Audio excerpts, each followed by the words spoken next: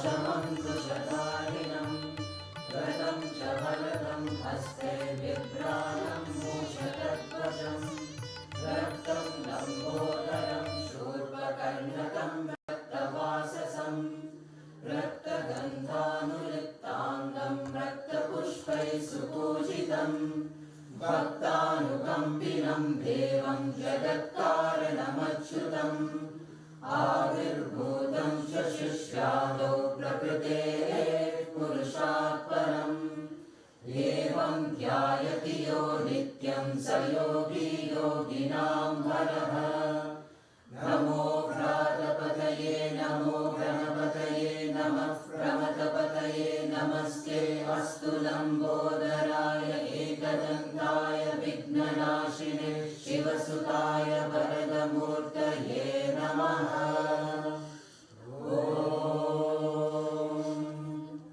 शान्ति शान्ति शान्तिः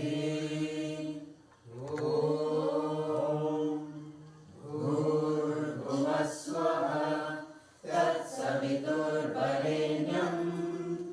भर्गो देवस्य धीमहि धियो यो नः प्रचोदयात् ॐ भूर्भुवस्वः तत्सवितुर्वरेण्यं भर्गो देवस्य धीमहि धियो यो नः प्रचोदयात् ॐ भूर्भुवस्वः तत्सवितुर्वरेण्यं भर्गो देवस्य धीमहि धियो यो नः प्रचोदयात् ॐ शान्ति शान्ति शान्तिः राजाधिराजाय प्रसव्यसाहिने नमो वयं वै श्रवणाय कुर्महे समे कामान् कामकामाय मह्यं कामेश्वरो वै श्रवणो ददातु कुबेराय वै श्रवणाय महाराजाय नमः ॐ शान्ति शान्ति शान्तिः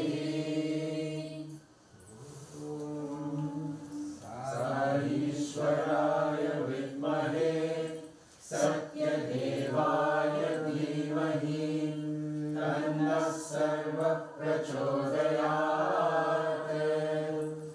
ॐ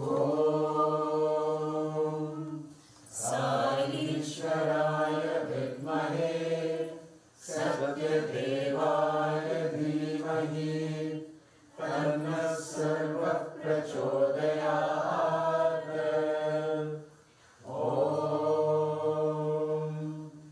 ॐ ईश्वराय विद्महे सत्यदेवाय धीमहि तन्नः सर्वः प्रचोदयात्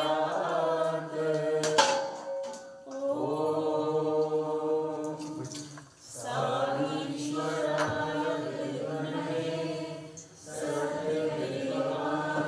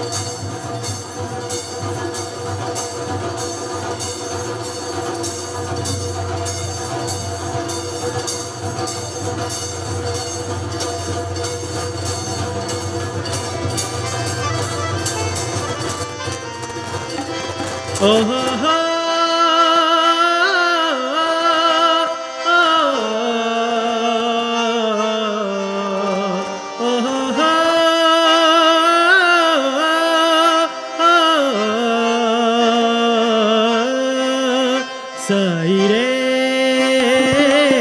करते तेरा स्वागतम साई रे करते तेरा स्वागतम राह निहारे थक गए नैना प्रेम की जात जला साई रे करते तेरा स्वागतम साई रे करते तेरा स्वागतम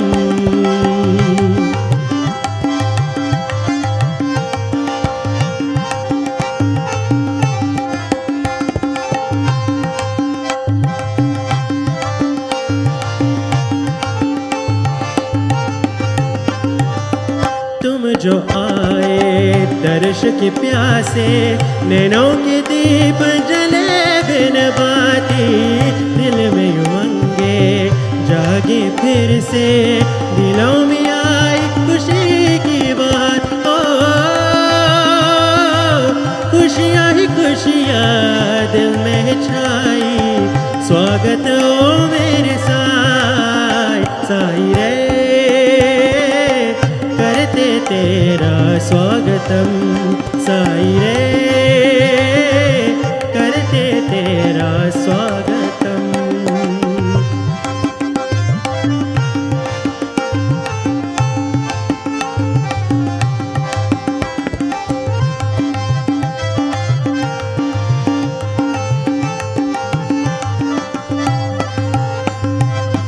ये अंगना था सोना साई तेरे आने से पहले ये अंगना था सोना साई तेरे आने से पहले ओ आए फिर से इस आंगन में स्वागत ओ मेरे साई साई रे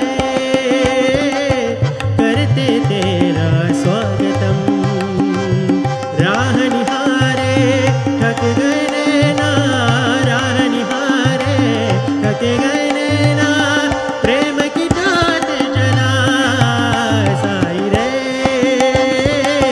करते तेरा स्वागतम साई रे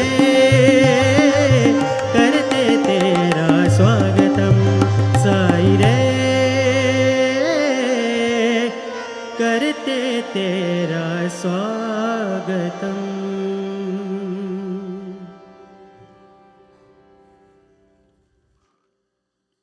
Om Shri Sairam.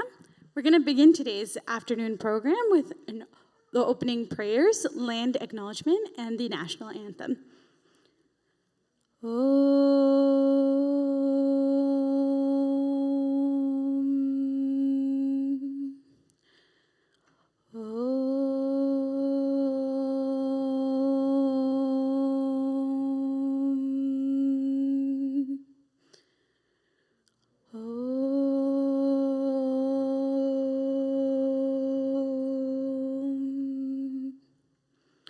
Shanti, Shanti, Shanti. In the spirit of today's celebration of harmony, we'd like to begin with a universal prayer. O God, be in my mind and in my thinking. O God, be in my eyes and in my seeing. O God, be in my ears and in my hearing. O God, be in my mouth and in my speaking. O God, be in my hands and in my helping. O God, be in my heart and in my loving. The Sri Sathya Sai Baba Center of Toronto, York, is situated upon the traditional territory of the Wendat, the Haudenosaunee Confederacy, the Anishinaabeg Nation, the Mississaugas of the Credit First Nation, and the Métis Nation, all of whose presence here continues to this day. We offer our gratitude to this land and its indigenous peoples for allowing us to carry out our work here. At this time, please stand for the national anthem.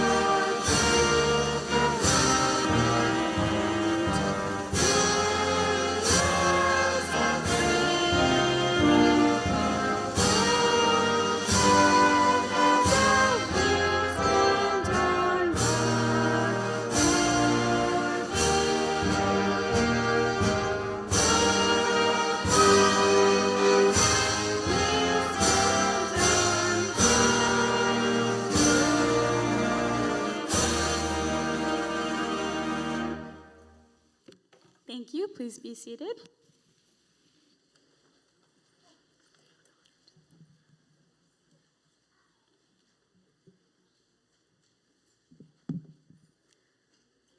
Good afternoon and Sairam.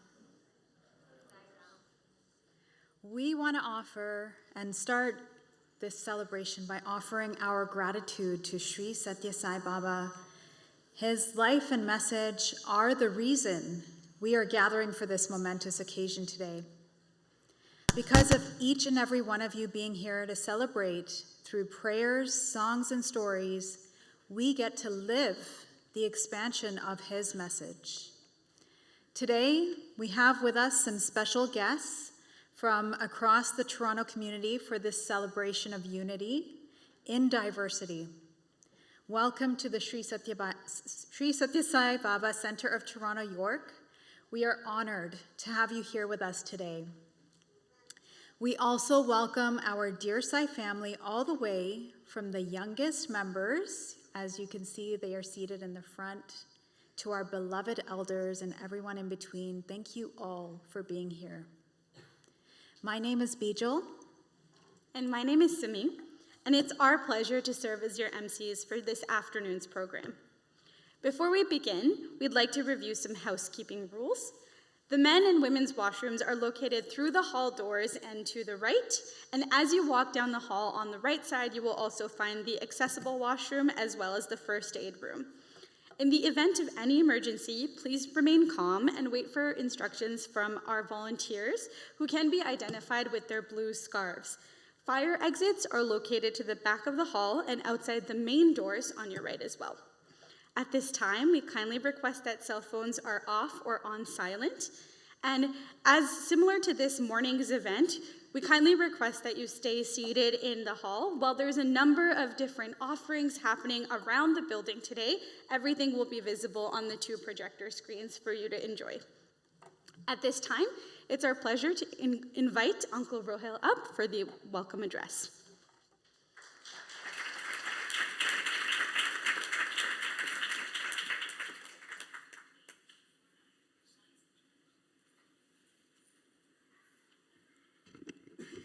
I offer my humble pranams at the divine lotus feet of Bhagavan, our beloved Bhagavan, Sri Sathya Sai Baba. Thank you, Bhagavan, for the opportunity, and thank you for being here and letting us be in your presence and giving us the gift of today of the building extension as well as the Sarvadharma Stupa. We are ever so grateful.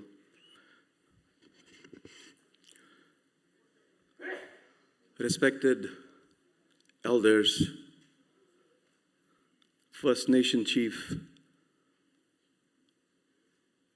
all the faith leaders present, dignitaries, brothers, sisters, young adults and children, Om Shri Sai Ram. On behalf of Sri Sathya Sai Baba Center of Toronto, York, I welcome you all to this special, blissful occasion. And we are grateful that you took time to share this joy and build this memory with us. Thank you so much.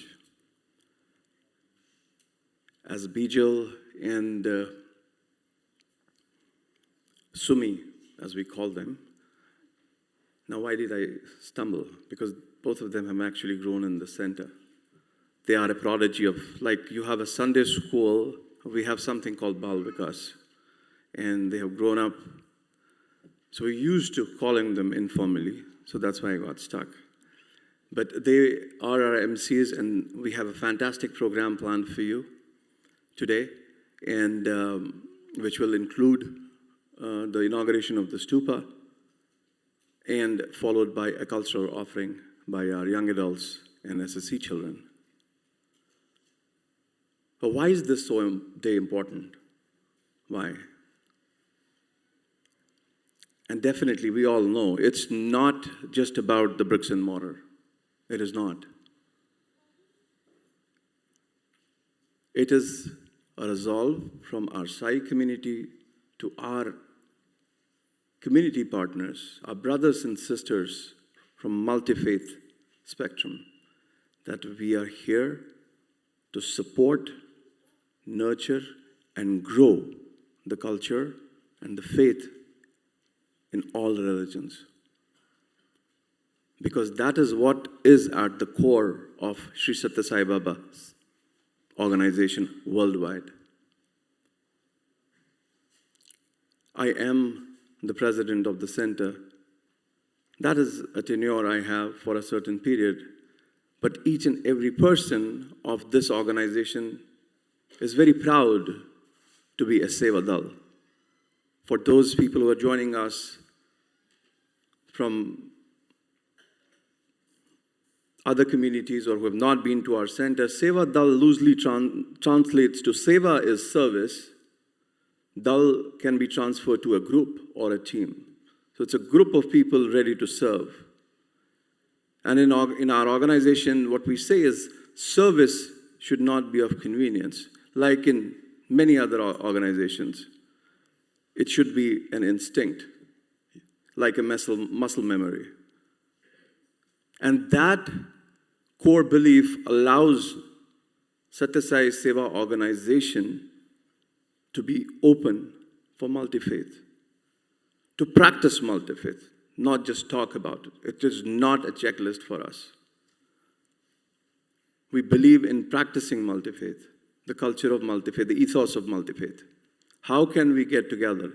And I think with Bhagwan's grace, it is such a blessing, the timing of this Sarvadharma Stupa, and we have fantastic speakers lined up for you, and they will deliberate more on that. But the Sarvadharma Stupa, which is a symbol of unity and faith, despite being diverse, we are the same. When you go out, when we do the stupa inauguration, and you'll see various messages there, but each and everything translates to just one thing: love all and serve all. And that is our basic code by which all of us live day and night.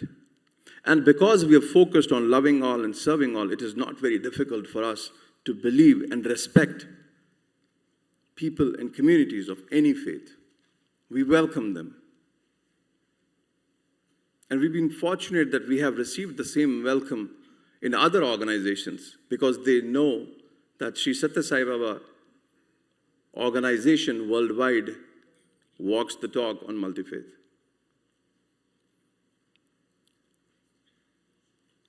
All I would say in my closing remarks is, after this wonderful day of celebration, do contemplate and let this lotus of Sarvadharma blossom in your heart. Water it with your devotion. Nurture it with your faith. And let the fragrance remind you again and again and always, love all, serve all. Help ever, hurt never. With that, I once again welcome all of you to this celebration of love and unity. And I would invite back our dear Bijal and Swami. Or you know what, I have a better idea. I have talked about multi-faith. I have talked about what it means to our organization. But there is someone who has taught us what multi-faith is, who is a symbol of multi-faith. So before Sumi and Bijal come back to the podium, why don't we directly hear from him?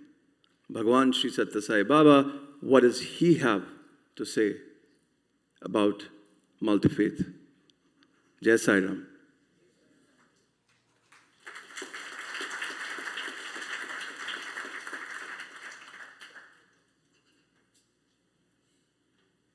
Him Allah.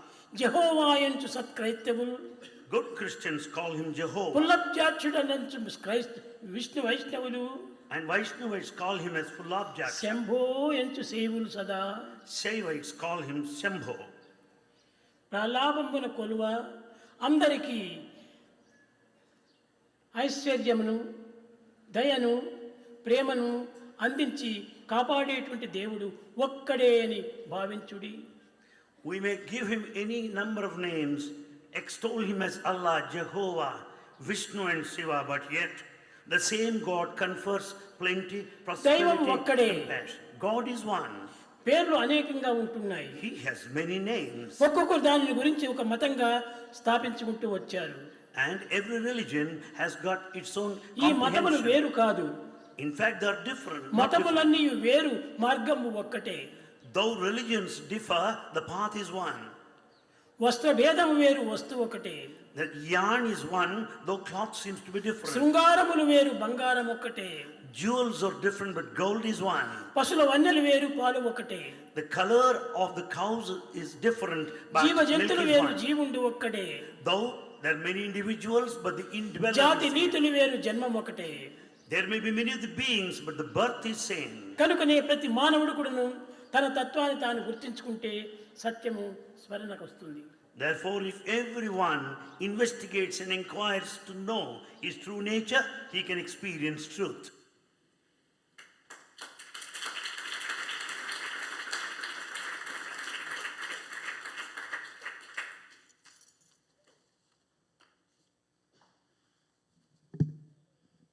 That was a beautiful discourse straight from Swami, and I think that it sets the tone for this afternoon's celebrations. Brother Rohil, thank you for a beautiful introduction to this afternoon. I just want to take a moment to thank him on behalf of the Center for his leadership, for his vision, and for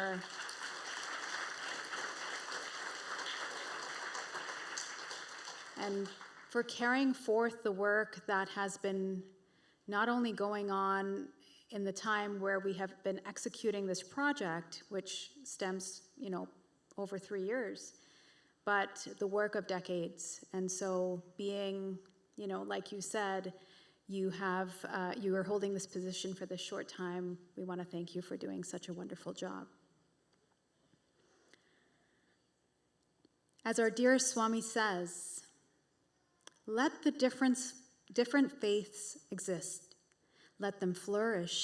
Let the glory of God be sung in all the languages, in a variety of tunes that should be the ideal. Respect the differences between the faiths and recognize them as valid as far as they do not extinguish the flame of unity. It is with this unity in mind that we've gathered here today for the inauguration of the Sarvadharma Stupa, a symbol of the threads that unite us all. Regardless of the paths we walk, we recognize the shared values of compassion, love, and understanding that resonate across all religions, cultures, nations, and the world. The stupa and accompanying building extension are a legacy. They're a legacy reflecting these values for years to come. Today, through many offerings, including those from our faith leaders present here today, we come together with open hearts and minds, embracing the beauty from each tradition. May our differences inspire us to cultivate empathy and appreciation, and may our shared humanity bind us together in solidarity and peace. To begin, please join us in welcoming our children from our very own Sai Spiritual Education Program, who have worked tirelessly over the last couple of weeks to prepare soul-stirring hymns, chants, and melodies from faiths across the world.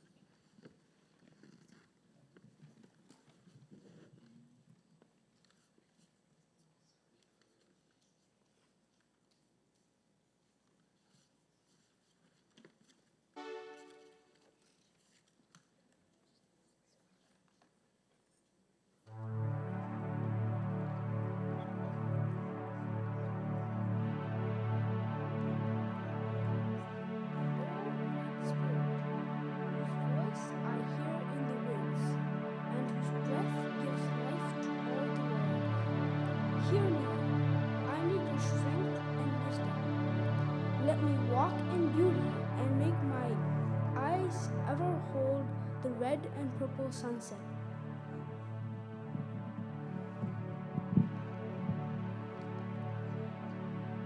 Make my hands respect the things you have made, and my ears sharp to hear your voice. Make me wise so that I may understand the things you have taught my people. Let me learn the lessons you have hidden in every leaf and rock. Help me remain calm and strong in the face of all that comes towards me. Help me find compassion without empathy overwhelming me. I seek strength, not to be greater than my brother, but to fight my greatest enemy, myself. Make me always ready to come to you with clean hands and straight eyes, so when life fades as the fading sunset, my spirit may come to you without shame.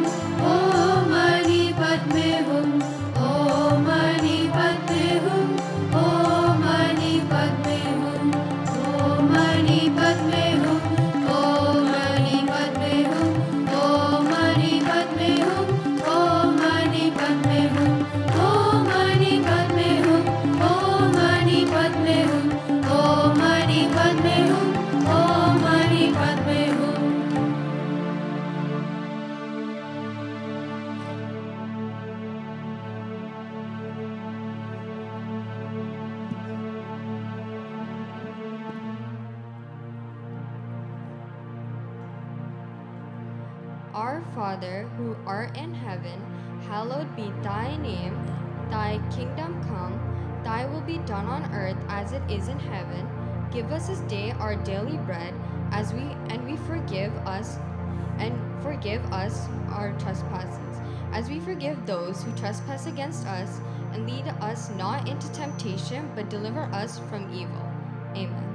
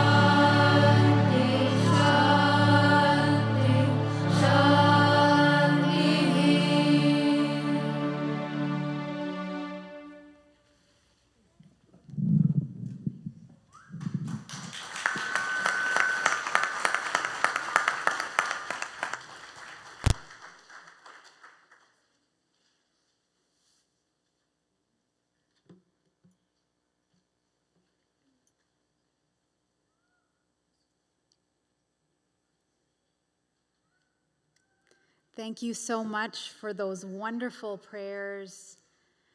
They were powerful. Did you all feel that? As you're noticing this energy, the power generated by the chanting, the love that was emanating from our children, I just want to lead you through a short exercise, because we know that words don't teach. I could say words right now and they wouldn't really give you anything other than something else to think about. But you know what teaches? Experience. Experience teaches. So I invite you all to just close your eyes. Breathe in, breathe out. Notice your breath. And as you breathe, notice the energy within your own body, within the self, within your own individual being. And as you notice this light, as you notice this energy, become aware of how it is moving, how it is emanating, how it is growing. Visualize it becoming bigger and bigger and bigger. As you become aware of your own energy, become aware of the energy to the person to your left and to your right. Notice how the love within you meets the love within them.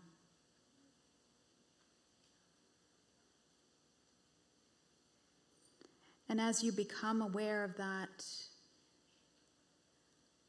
let's come together in the collective light, the collective energy, and the collective power in this hall.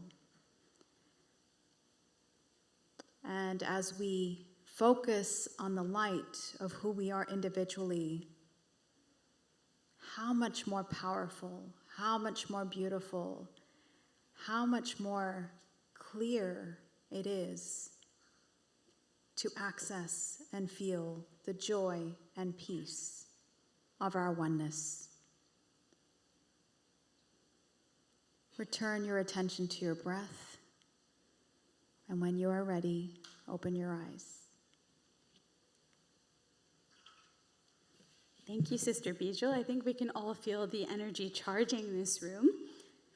And speaking of light, in many cultures and spiritual traditions, the act of lighting a single lamp holds profound significance, symbolizing unity, enlightenment, and the interconnectedness of all beings. The lighting of a single lamp embodies the idea that from one source, light can spread to illuminate darkness. Just as a single flame can dispel darkness, so too can the light of understanding and cooperation dissolve differences amongst us. At this time, we'd like to invite the esteemed leaders of our various communities to come forward and light a lamp, each representing their unique perspective, which comes together to form a radiant tapestry of collective wisdom and compassion. We will be calling up each of our faith leaders one by one. First, we would like to welcome up Uncle Dayal, our fearless leader and chair of the trust, to light the first lamp.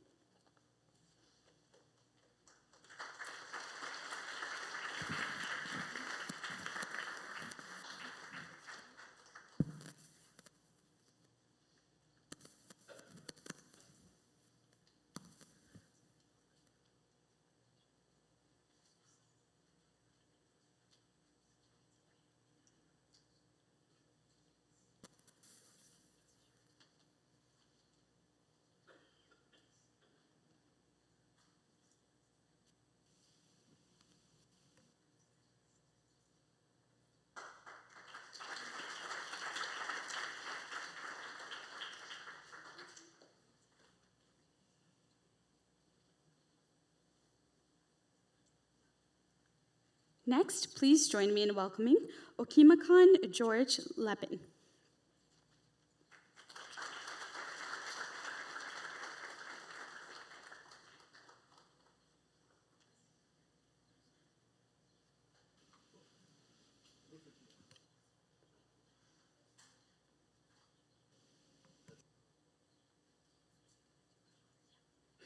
this one.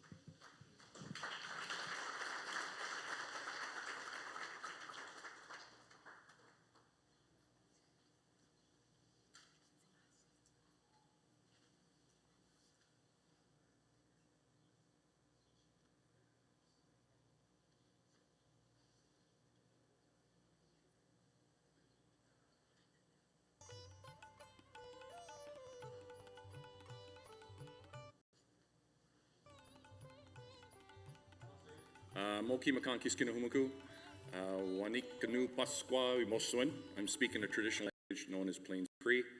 I'd just like to welcome everyone today. So I'm going to do a very short prayer. I know we're pressed for time today, so I'm going to do a very short prayer. And then I'm going to actually provide a song, and I'll explain that in a second.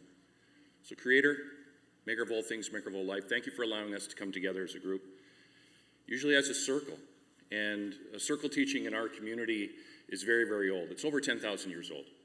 And so when I look at the symbols here and I see the circle there, it's very, very significant within our culture amongst very many indigenous groups throughout Turtle Island, and particularly the teachings that I was given when I was a very young boy. And those teachings represent 4 directions, 4 seasons, 4 hills of life that we go through, 4 sacred medicines. All those different things that are part of our culture are part of that circle. So when you're looking at that circle, any type of circle that comes together, it's usually the way that we always do things in Indigenous culture. Just like our sweat lodge, which is our version of our church, and that's where we actually go when we purge ourselves to put ourselves through a lot of strength and challenges and difficulty. But one of the most important things that we always try to teach is that we have a very, very sacred teaching saying, give us knowledge as much as we can take, and this way we'll have kindness for everybody, which is very important. So this song is talking about going away and coming home. Which means once I leave, I always need to come back. And this is true for a trip, this is true for going to school, this is true for living a life of eternity. You see, as we look at death, we don't look at death as the end of everything. We look at it as another part of our journey. After that 4th hill of life, we move on to that great experience because we talk about the 4 powers of creation. Grandfather Sun, Mother Earth, Grandmother Moon, and our ancestors. We make sure that we always actually speak to them and we look for their guidance even when we're walking this path. So I'll share this song with you today.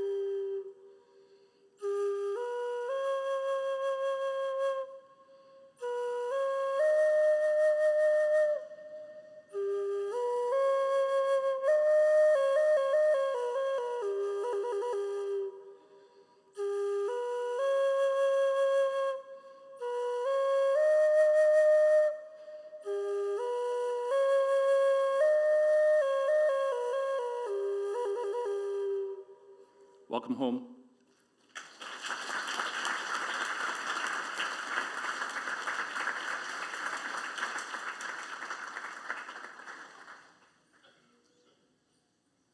Thank you so much, Omekanakan, for the blessing, for the beautiful rendition, the beautiful melody, and offering us this space. We offer our gratitude to being able to use this space, this land, to carry out our work. We'll be coming up, each faith leader will be coming up in no particular order, and we'll be lighting the lamp and also offering a prayer of blessing. So each person will come up. So whenever we invite you, please do light the lamp and then offer your prayer. The next person is Imam Habib Ali. We invite you up, and there'll be someone there to assist you as well. Thank you.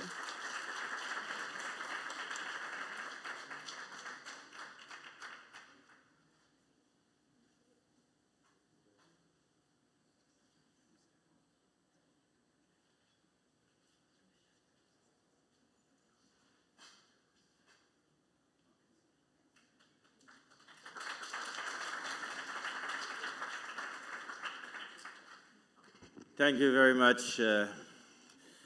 All protocol observed, my esteemed faith leaders, the organizers, the beautiful children and their rendition. I love when the children sang Allahu Allah, I thought about Nusrat Ali Fateh Khan.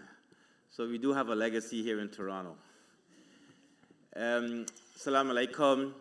Shanti and shalom and peace with each and every one of you. My name is Habib, and I offer gratitude to Satya Sai and the work he has left for us to continue with in bringing peace and love in the world. I don't know if Tiru is here, but Tiru is one of your members with the students here that helped me during the pandemic to raise funds and food to provide for people in Toronto at our One Love Food Bank that we operate. I just left the food bank, Francisco, you know, what does a white boy do in a temple? That's why I said to him, where is he? So when I told him I have to be at the food bank, and he said, no, I have to be here. So I had to listen to Francisco. So, Alhamdulillah Rabbil Alameen. Two things I will quote from the Quran, and I will leave it to that. بعد أعوذ بالله من الشيطان الرجيم بسم الله الرحمن الرحيم وقال تعالى الحمد لله رب العالمين الرحمن الرحيم مالك يوم الدين إياك نعبد وإياك نستعين اهدنا الصراط المستقيم صراط الذين أنعمت عليهم غير المغضوب عليهم ولا الضالين. God Almighty Allah, He says in the very opening chapter of the Holy Quran, He's revealed scripture like the Torah and the Bible and the scriptures before, that all praises lie for God, the creator of all the worlds, most gracious, most merciful, King of the day of judgment. You alone do we pray to, and you alone do we ask for assistance. Guide us onto the straight path, the path of those you have blessed, and not of the path of those who have been led astray or who have earned your wrath. When I arrived and I went to the super outside, I was extra happy to see that the crescent and the star was facing the road, and accompanied by the statement under this beautiful monument to mark peace, that the crescent does not, the stars and the crescent, the stars do not leave the crescent if they are separated, and then we will have what we are observing in the world today, the chaos. And secondly, I would like to quote from the Quran. It's Mother's Day. I would like to take this opportunity to thank our mothers who are here and to say Happy Mother's Day. Our food drive this weekend happens to be Mother's Day drive. And your beauty, your love, your kindness, your compassion, your sacrifice, your everything that you have given to us and the world will not go unaccounted for. The Prophet Muhammad, in whom be peace, said, Al-Jannah tahta aqdal ummahat, ma ke per ke niche jannat hai. You know that, right? I lived in India, so I learned Urdu. My mother was Hindu and my father was Muslim. And I grew up in Guyana with Christian. I went to a Christian school, so I had to go to Sunday school. And so माँ के पैर के नीचे जन्नत है. Jannat lies under the feet of your mother. So, O children, O myself, O all of us, O humanity, let us not lose our paradise, our heaven, and our Jannat by the trivial pursuit of self-aggrandizement and displeasing our mother. May Allah subhanahu wa ta'ala and God Almighty bless us all here today and make this significant token of love and the establishment of this monument a means of bringing peace, end of war, end of genocide, end of diseases and poverty and discrimination that we are faced with. And may God Almighty bring us together. Thank you, and assalamu alaikum.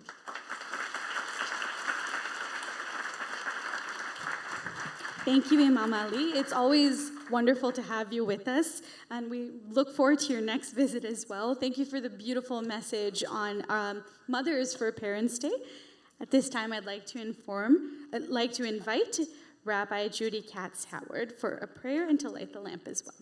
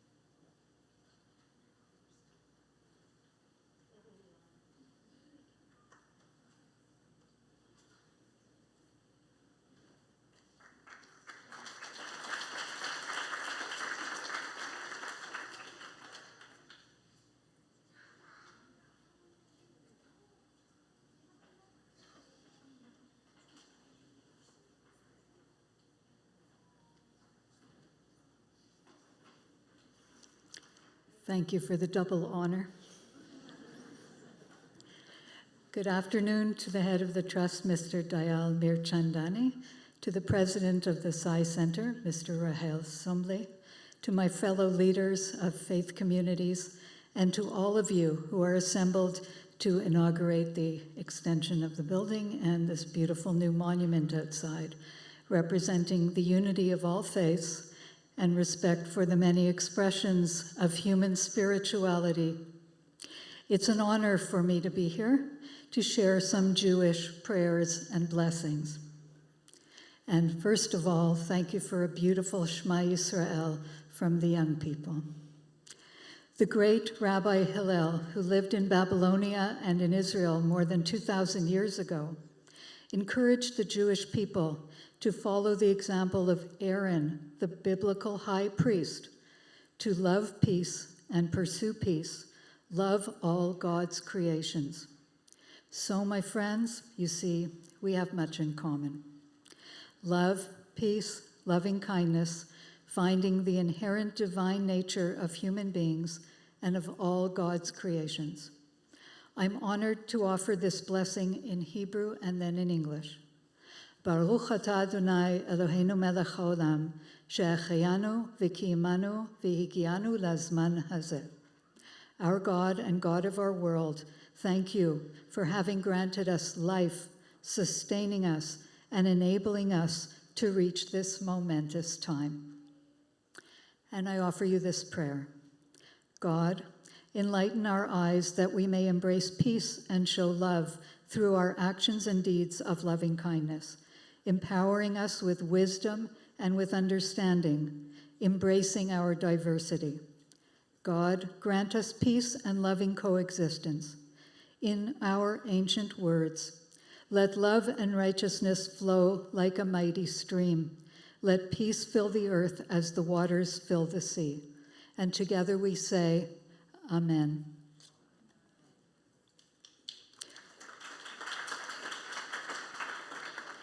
And I offer one more blessing to each one of you, the ancient priestly blessing, a blessing of peace. If you are comfortable, please extend your hand in peace to your neighbor. Just hold hands if you're comfortable. Yevarechecha Adonai v'yishmerecha, Ya'er Adonai panav elecha v'yechunecha, Yisa Adonai panav elecha v'yasem lacha shalom. May God bless you and keep you. May God's light shine upon you, and may God be gracious to you. May you feel God's presence within you always, and may you find peace. And we all say, Amen. And now, for a little song of peace. It's 3 words. I would like to teach it to you in about 1 second, and love for you to sing along and clap along, and thank you in advance to my musical backup. So the 3 words are Hevenu, Shalom, Aleichem. And it means we bring peace upon you. Hevenu, Shalom, Aleichem. And here's the melody. Hevenu Shalom Aleichem, Hevenu Shalom Aleichem, Hevenu Shalom Aleichem, Hevenu Shalom, Shalom, Shalom Aleichem, Hevenu Shalom Aleichem, Hevenu Shalom Aleichem, Hevenu Shalom Aleichem, Hevenu Shalom, Shalom, Shalom Aleichem.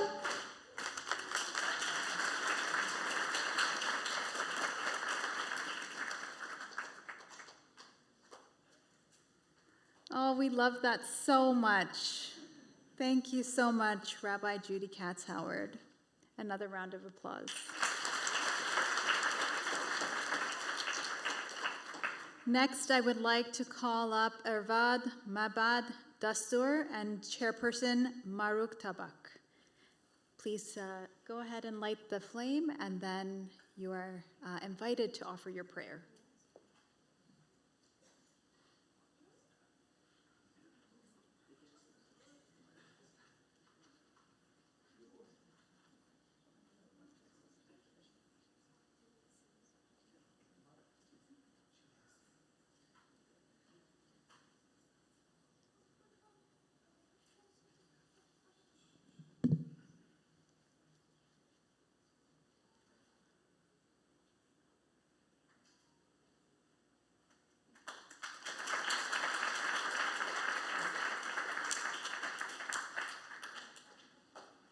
I think you're supposed to come here.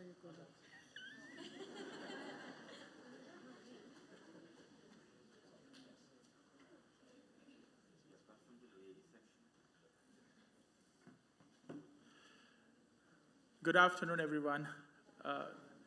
Thank you for inviting us over here. It is our pleasure and gratitude to come over here. Thank you to the President and the organization and everybody over here. First of all, I'd like to say it was very nice to see the prayers that we do daily shown up and sung by the young children over here, and you sang it very well in harmony together. Thank you very much. Since you've already said the prayers that I was going to say, and that was very nice, and it makes us feel that it's the prayers that always brings us together. And so today I'm going to say a prayer of unity. I pray that every day when I do my daily Kashti prayers, it is the daily prayers that I do. I'm going to say the prayers, and then at the end, I will give I'll say the translation, and then after that, I will have Maruk to continue with the part of the other part.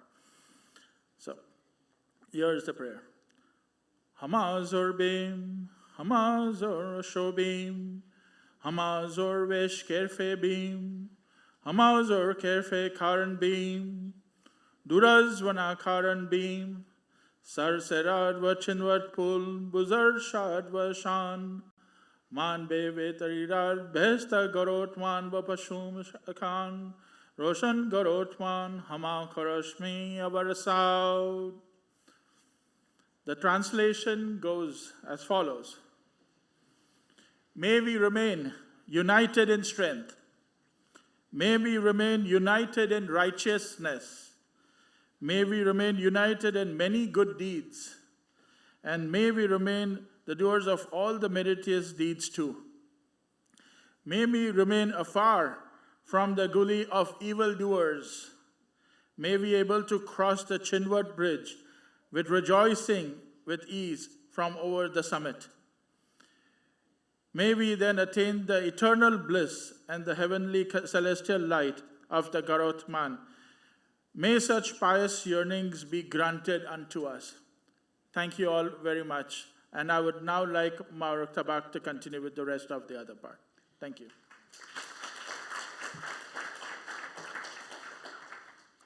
O Ahura Mazda, the supreme creator of all existence. In the sacred verses of the Ahura Mazda, in the Avasta, we find our persistence. With profound reverence, we start before your divine light. As Zarathustra's wisdom guides us through day and night. In the eternal flame that burns with unwavering grace, we see the eternal truth, the heart of this sacred space.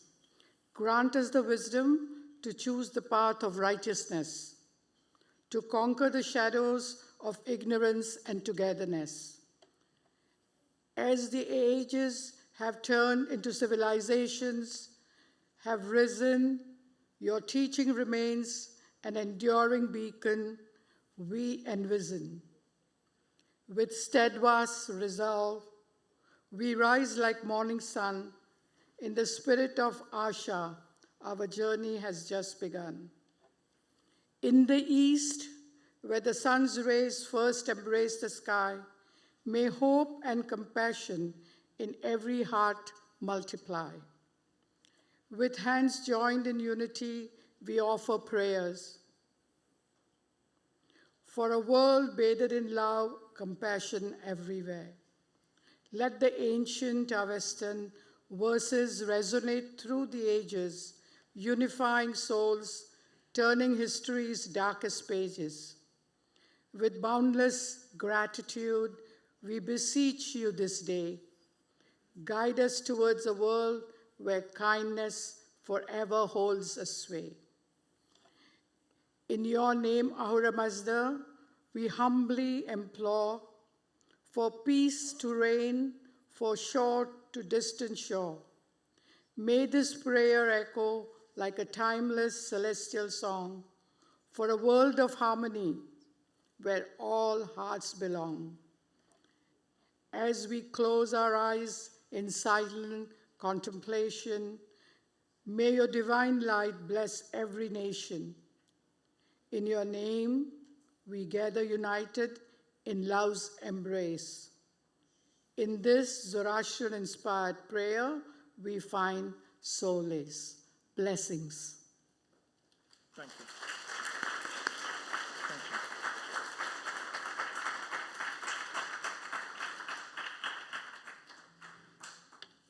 Thank you for that beautiful message of unity to Arvad Mehbad Dastur and Chairperson Mauruk Tabak. Now, please join me in welcoming Granthi Jaspal Singh, accompanied by Jaspir S. Khalsa.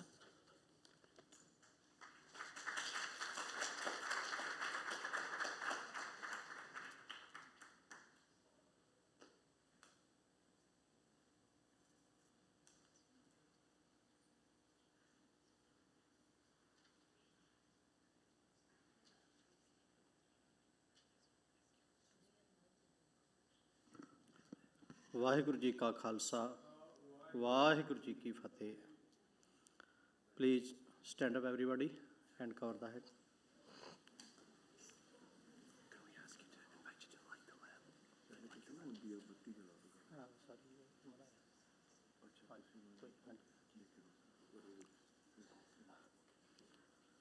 ਬੋਲੋ ਜੀ ਵਾਹਿਗੁਰੂ ਵਾਹਿਗੁਰੂ ਵਾਹਿਗੁਰੂ ਜੀ। ਅਰਦਾਸ ਇੱਕ ਓੰਕਾਰ ਵਾਹਿਗੁਰੂ ਜੀ ਕੀ ਫਤਿਹ। ਸ੍ਰੀ ਭਗਵਤੀ ਜੀ ਸਹਾਇ ਵਾਰ ਸ੍ਰੀ ਭਗਵਤੀ ਜੀ ਕੀ ਪਾਤਸ਼ਾਹੀ ਦਸਵੀਂ। ਪ੍ਰਥਮ ਭਗਵਤੀ ਸਿਮਰ ਕੈ ਗੁਰ ਨਾਨਕ ਲਈ ਧਿਆਏ, ਫਿਰ ਅੰਗਦ ਗੁਰ ਤੇ ਅਮਰਦਾਸ ਰਾਮਦਾਸੈ ਹੋਈ ਸਹਾਇ। ਅਰਜਨ ਹਰ ਗੋਬਿੰਦਨੋ ਸਿਮਰਉ ਸ੍ਰੀ ਹਰਿ ਰਾਏ। ਸ੍ਰੀ ਹਰਿ ਕ੍ਰਿਸ਼ਨ ਧਿਆਈਐ, ਜਿਸ ਡਿਠੈ ਸਭ ਦੁਖ ਜਾਏ।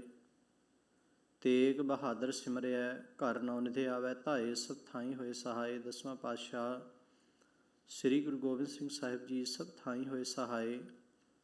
ਦਸਾਂ ਪਾਤਸ਼ਾਹੀਆਂ ਦੀ ਜੋਤ ਸ੍ਰੀ ਗੁਰੂ ਗ੍ਰੰਥ ਸਾਹਿਬ ਜੀ ਮਹਾਰਾਜ ਜੀ ਦਾ ਧਿਆਨ ਧਰ ਕੇ ਬੋਲੋ ਜੀ। ਹਰ ਜੀ ਨਿਮਾਣਿਆਂ ਦੇ ਮਾਣ, ਨਿਤਾਣਿਆਂ ਦੇ ਤਾਣ, ਨਿਓਟਿਆਂ ਦੀ ਓਟ, ਨਿਆਸਰਿਆਂ ਦੇ ਆਸਰੇ।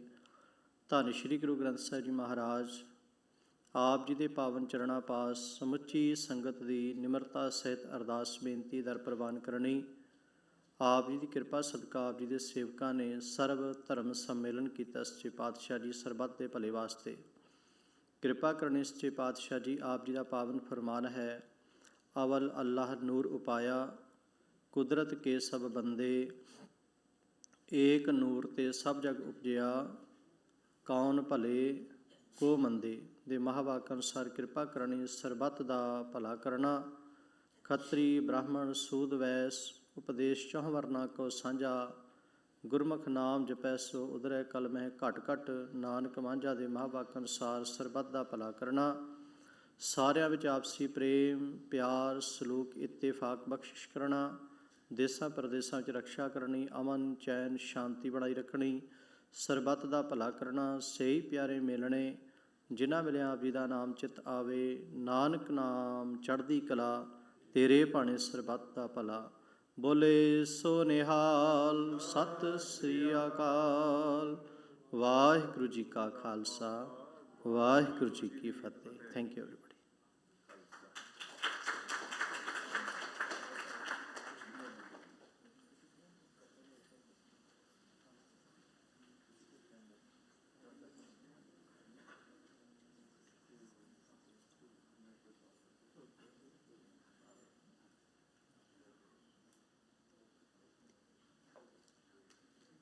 Thank you so much, Granthi Jaspal Singh, for that blessing and prayer. We appreciate and receive your blessings. Next, I'll be calling Pandit Ramesh Maharaj. Uncle Ramesh is not a stranger here, but we invite you with so much love to come up and light a lamp and to offer your blessing. Thank you.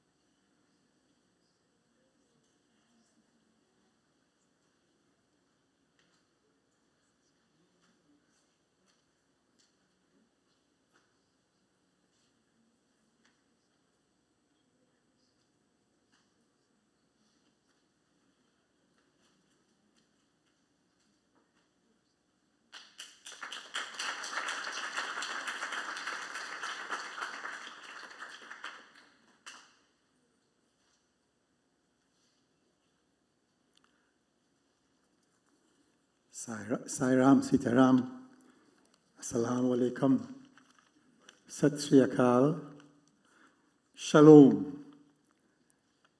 Good afternoon.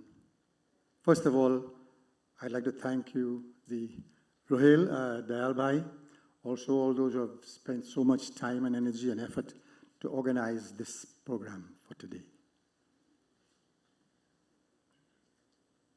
which is the inauguration of the beautiful scale replica of the Sarvadharma Stupa that Swami had established in Prashanti Nilayam.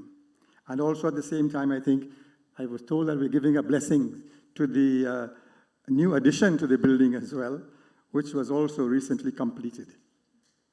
In the Hindu tradition, one of the most popular types of prayer is the chanting of various selected names of God, with which describes all the majesty, the auspiciousness, and the characteristics pertaining to that particular deity, seeking his blessings on the particular occasion as well. And always, the first prayer is always a prayer to Lord Ganesha, the deity who is empowered to remove all difficulties and obstacles which are incumbent on any project, any major project, giving full and successful completion of all activities. And then I will close my part with the Sayatri as a prayer to our beloved Satya Sai Baba, after whom this center and so many centers all over the world have been established in his name. We also seek his blessings. Pray to Ganesha. Om.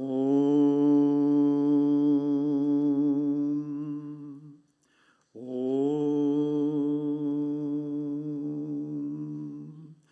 Om.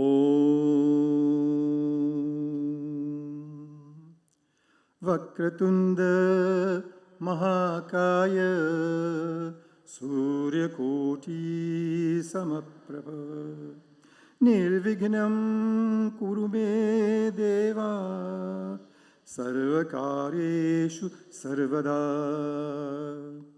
Om Gananantva Ganapati Gong Havamahe Kavim Kavinam Upamashravastramam Jeshtarajam Brahmanam Brahmanaspata Ano Sringman Noti Visida Sadhanam Prano Devi Saraswati Vaje Bhir Vajinivati Dhinam Vitrevatu Shri Ganeshaya Namaha Shri Saraswatyaya Namaha Shri Gurubhyo Namaha Harihi Om. 12 names of Lord Ganesha in one Sanskrit sloka. Om Sumkhaschaikadantascha Kapilo Gajakarnaka Lambodarascha Vikato Vignarajo Vinayaka Dhumnaketur Ganadhyaksho Bhalachandra Gajanana Dwarishaitani Namani Epathai Shrunayadapi Vidyarambho Vivahaicha Praveshe Nirgame Tatha Sangrame Sangateschaiva Vignastasya Najayate Om Shri Ganeshaya Namaha. Om Shri Ganesh Bhagavana Ki Jai. And in closing, we say a special prayer to Satya Sai Baba by chanting the Sayatri. Those who are familiar with it, please join me. Om Saishwaraya Vidmahe Satyadevaya Dhimahi Tanna Sarva Prachodayat. Om Shri Bhaskaraya Vidmahe Sai Devaya Dhimahi Tanna Surya Prachodayat. Om Prematmanaya Vidmahe Hiranyagarbhaya Dhimahi Tanna Satya Prachodayat. Om Shanti Shanti Shanti. Om Asatoma Sargamaya Tamasoma Jyotirgamaya Mrityurma Amritam Gamaya.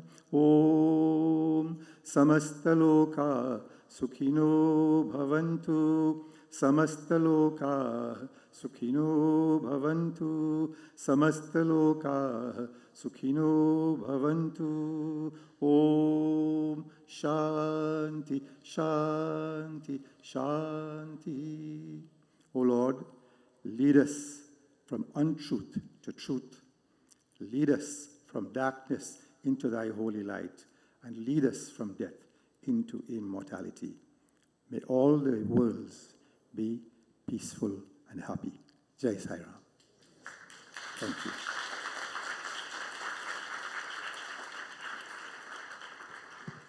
Thank you, Uncle Ramesh, for the message of peace and for helping us set the right intentions on this momentous day. With pleasure, it's an honor to welcome Venerable Bhikkhuni Shengaoshi to light the lamp and offer a prayer or blessing.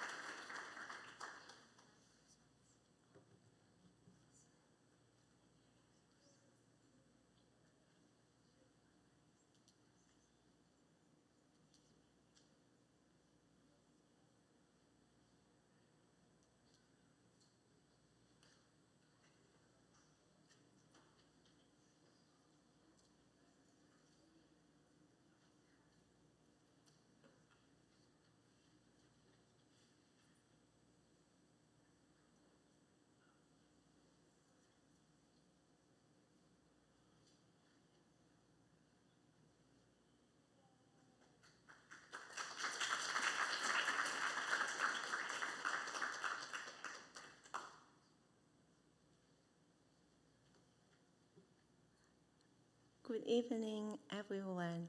I'm happy today, can join with this event. It's my first time, and I try to do my best, right? If you do understanding, and hopefully you can let me.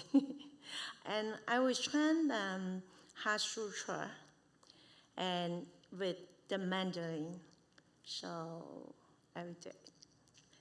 And then, so for them, 般若波罗蜜多心经，观自在菩萨心上般若波罗蜜多时，周见五蕴皆空，丢一切苦啊！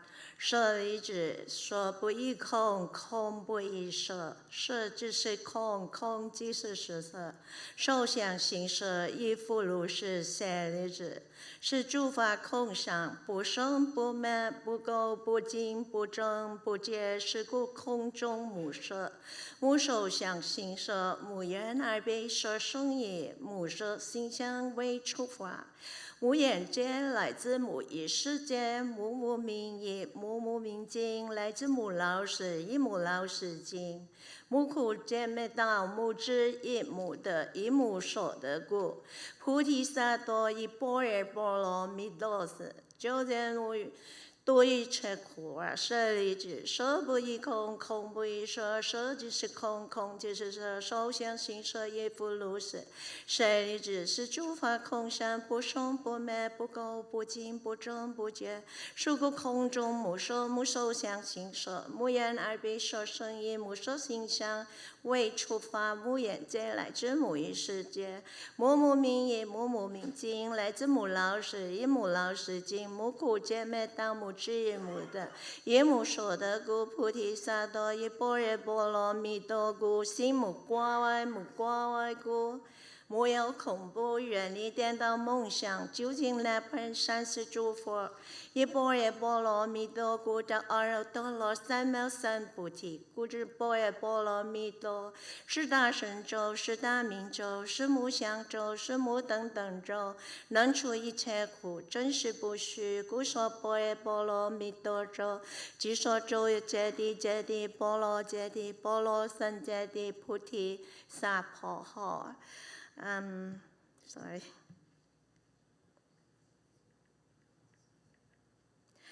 And also I would say I'm very honored to able to participate this afternoon to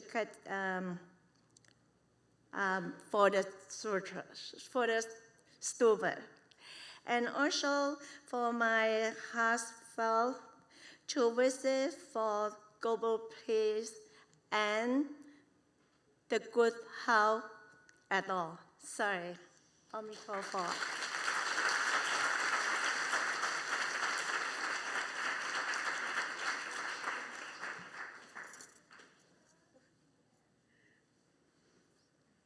Thank you so much, Venerable Bhikkhuni Shengaoshi. Thank you for your blessings of peace. We receive them. Next, I would like to call up Dr. Raj Patel. Please come up and light the lamp and offer your blessing. Thank you.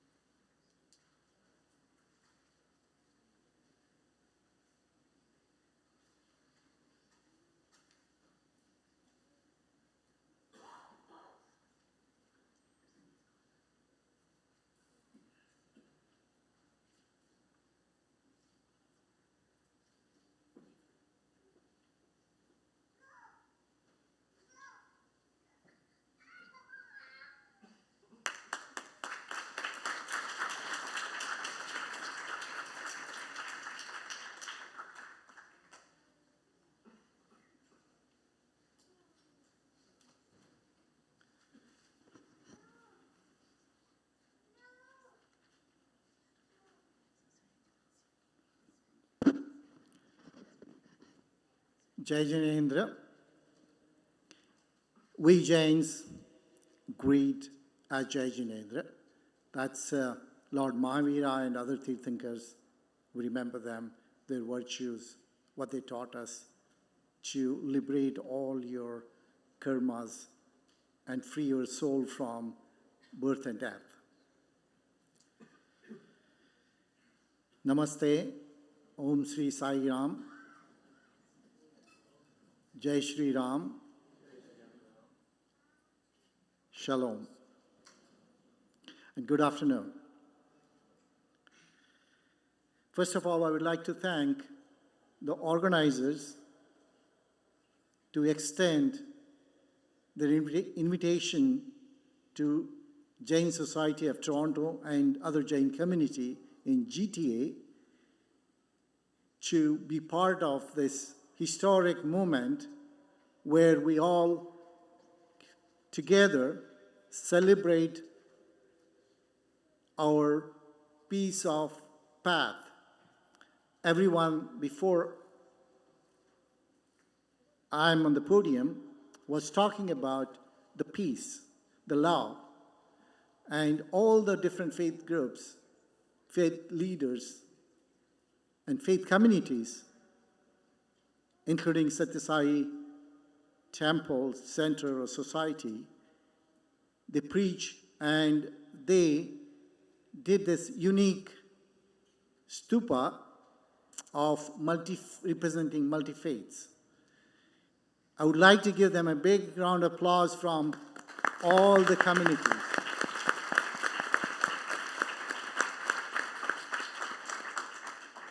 That is a unique and commendable leadership to unite the communities with different faiths, different beliefs, and which is very rare if you see in this last decade or 10 decades where wars and not peaceful communities, some of the part of the world, we can see that. So we need to collectively convince the people who are not be part of this that the peace is required more than ever for the human sustainability, for our own sustainability. If not, we all perish fighting each other.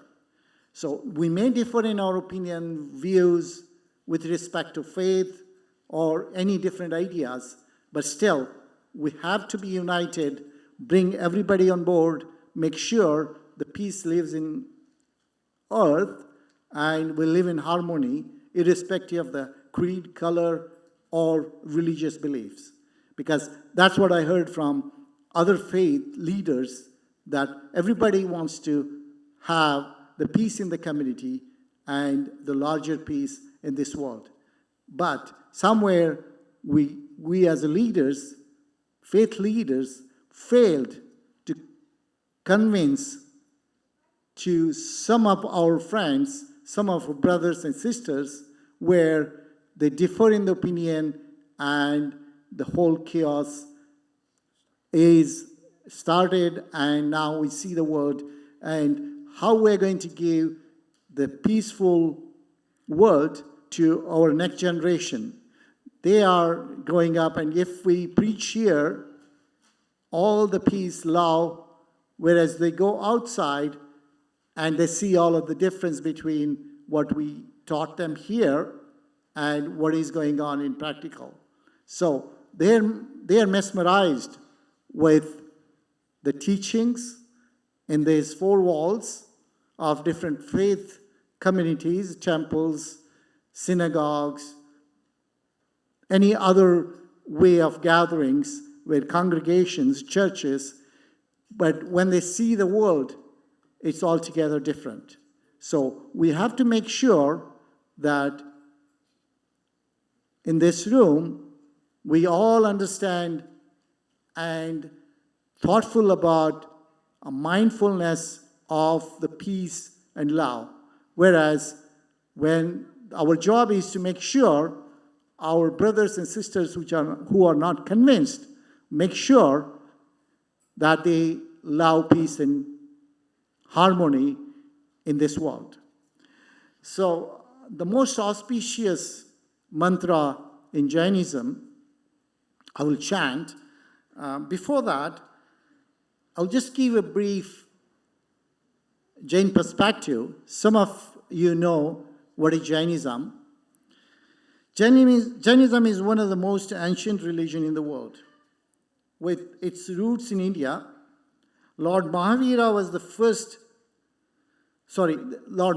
the last Tirthankar, revived Jainism about 2,600 years ago, whereas the first Tirthankar was our Rishabhnath Tirthankara.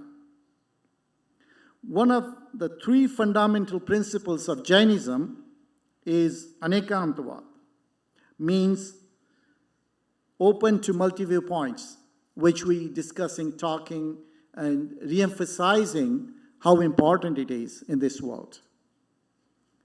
If I respect and understand the other's perspective, I'm changing my path where I'm following, but at the same time, you help others also to follow the path, whatever the path they are following. Don't be disrespectful to them. So that is the Lord Mahavira's teaching. Live and let live. Now, the auspicious mantra of Namokar mantra, the children's beautifully chanted it earlier. I will repeat that.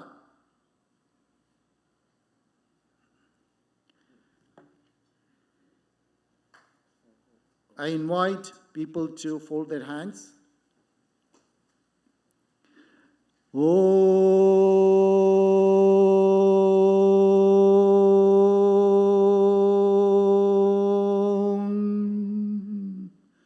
Namo Arihantanam Namo Siddhanam Namo Ariyanam Namo Loe Sauvasahunam Eso Pancha Namokaro Sauvapavapanashano Mangalanam cha savvemsi Paramam hoi mangalam Paramam hoi mangalam. Jai Janendra. The meaning in short, because I'm pressed with the time, is the Lord Mahavira or other Tirthankars or any soul like you and me can follow the path and the preachings of Lord Mahavira and attain moksha, nirvana, which means it's no karmas in there. So zero karma policy where you attain moksha.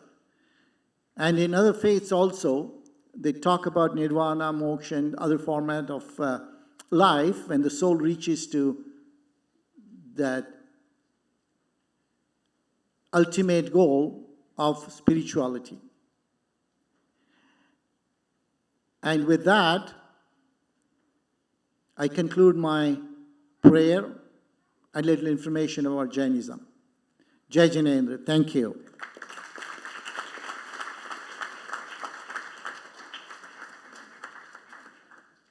Thank you, Dr. Patil, for the beautiful reminder that it all begins with us. And last but certainly not least, it's my pleasure to welcome Father Tony Vandervecht, accompanied by Mark Vandervecht, Fern Robitaille, and Peter Sturchill. Father Vandervecht, please come forward to light the lamp and offer a prayer or blessing.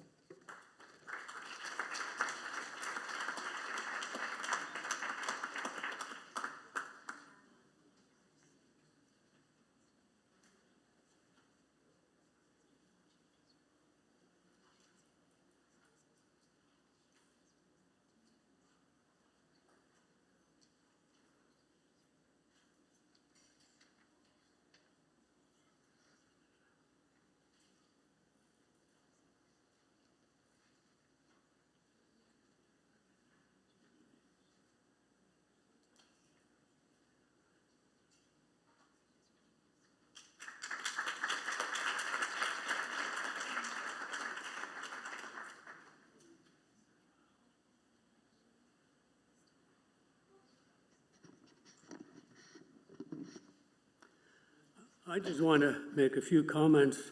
Got a little message from our congregation. But first of all, I'd like you to focus on that beautiful sign, that beautiful monument that is outside. If you could just kind of close your eyes and picture Sai Baba, picture Buddha, picture Allah by all the beautiful names that the great masters have shown us. Just extend his hands over that beautiful monument.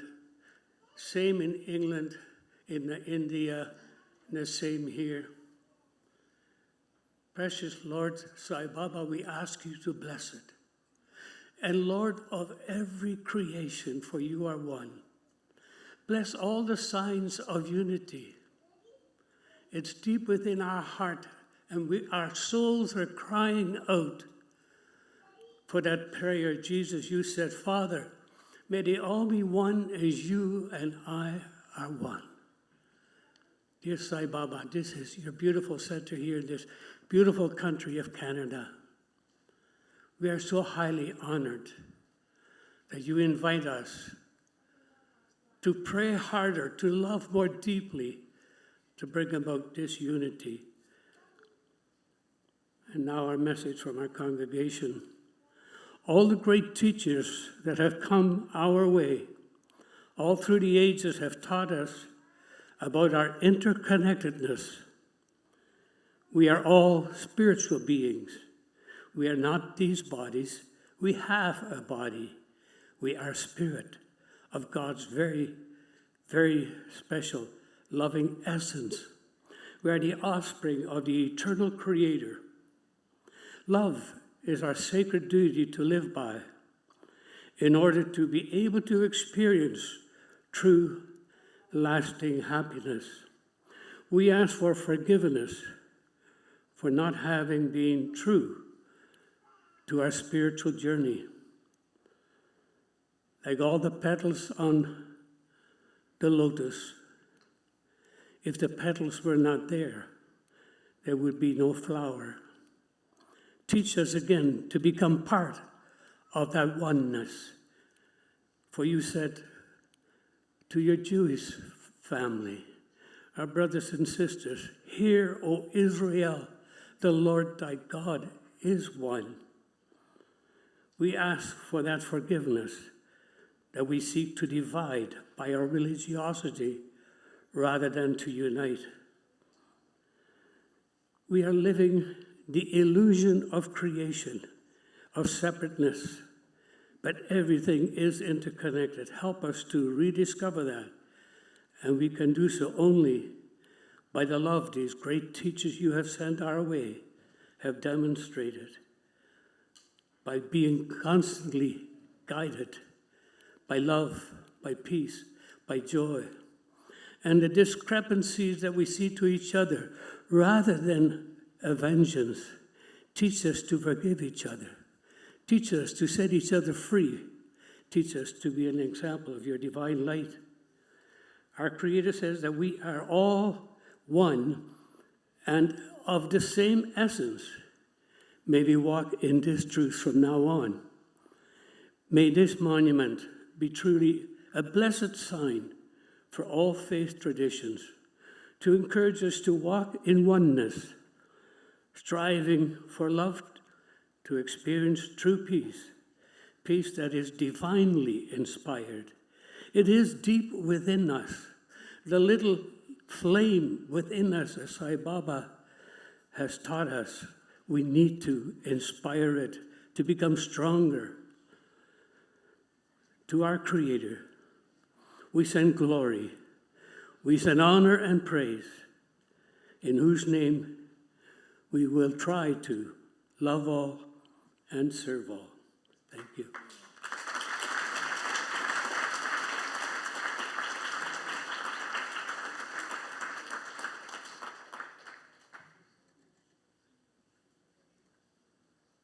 Thank you, Father Tony Vandervet.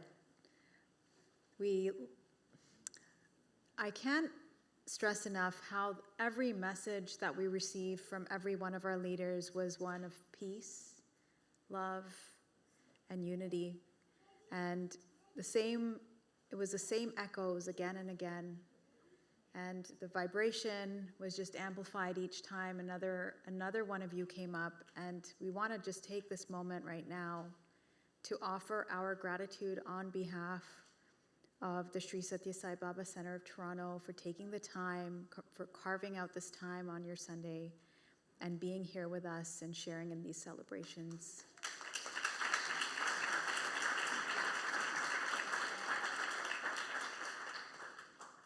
At this time, the faith leaders will head over to the stupa for the ribbon cutting. Just a note that the rest of us will stay in the hall and will be able to view the proceedings on the screens. And so I'd invite you all to go ahead and we'll do the ribbon cutting. And I see the kids are getting wiggly, and I totally get it. I totally get it. So for everyone else in the hall, just take a moment if you want to get up, if you all want to get up and stand up. And this is for the kids, but anybody who wants to do it, I'll give you instructions. But if you just want to stretch your legs. So for the kids, if you want to stand up and put your hands up in the air, put your hands up. Can we do it quietly though? Would that be okay? Yeah? Okay, just take a moment. We're not leaving, we're just standing up to get our wiggles out. Okay. And whenever you're ready, you're going to get seated back again in a nice, beautiful line, in the same line that you were seated in. Thank you so much.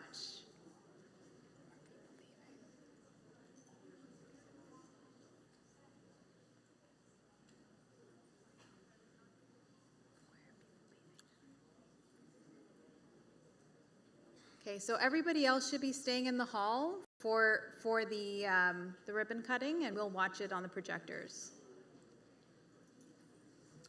And as Sister Bijal hinted at the very beginning of our program today, we have a suspense-packed afternoon for you all, so there's tons more to come after the ribbon cutting as well.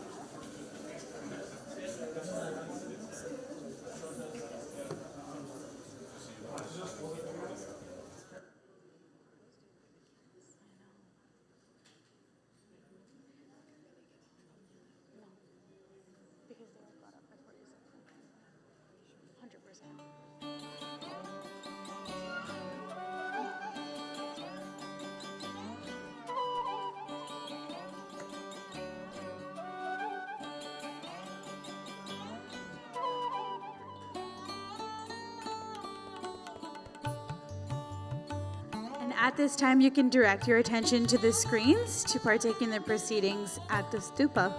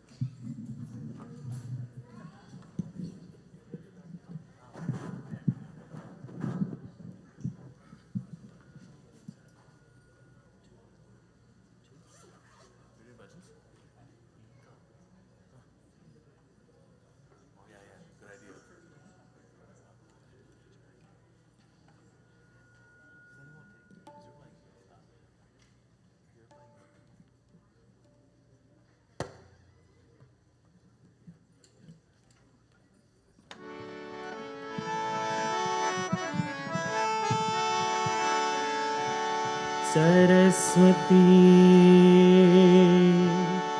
नमस्तुभ्यं वरदे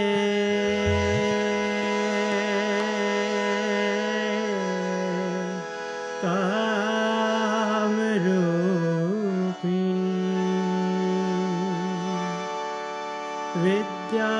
विद्यारम्भं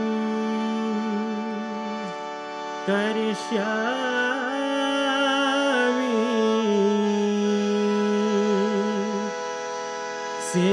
सिद्धिर्भवतु मे सदा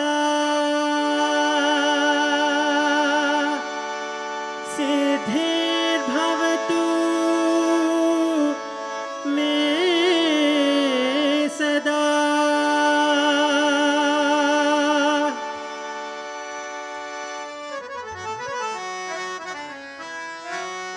नमो शारदा नमो शारदा नमो शारदा माता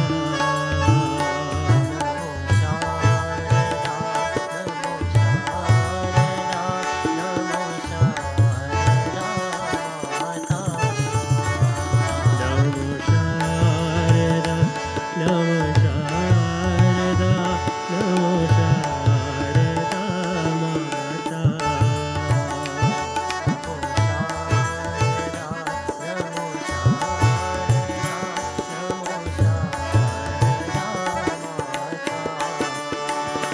हे विद्या ज्ञान प्रदायिनी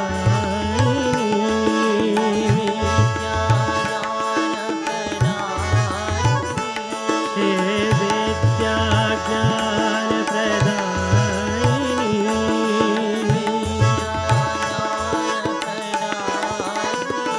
मां वीणा पुस्तकधारिणी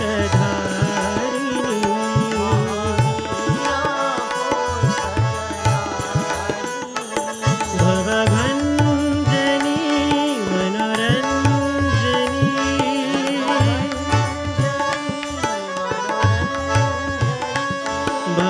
भवभञ्जनी मनोरञ्जनी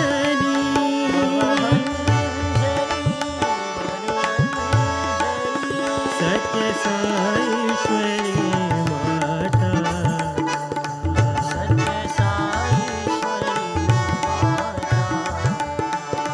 सत्य साईश्वरी माता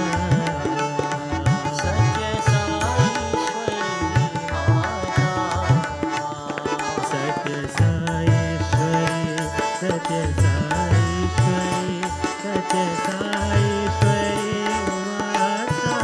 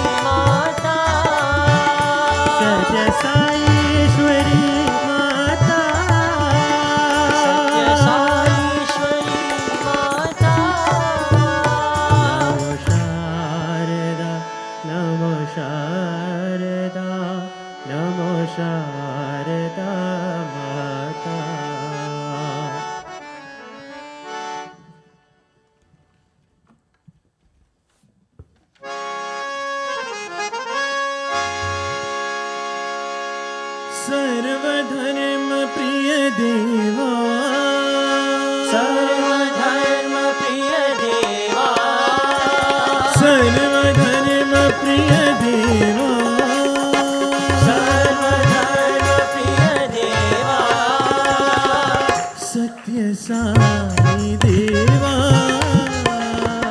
सत्य साई देवा सत्य साई देवा सत्य साई देवा अल्लाह यीशु बुद्ध और नानक यीशु और नानक अल्लाह यीशु बुद्ध और नानक यीशु और नानक सोराष्ट्र महावीर तुम हो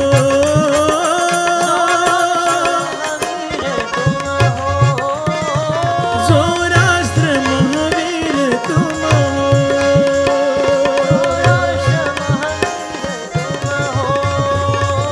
रामा भी तुम हो कृष्णा भी तुम हो रामा भी तुम हो कृष्णा भी तुम हो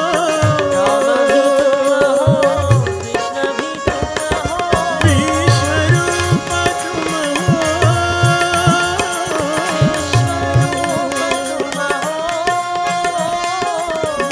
विश्वरूप तुम हो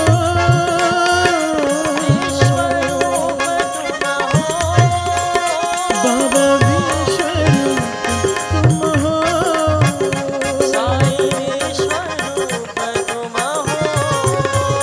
साई विश्वरूप तुम हो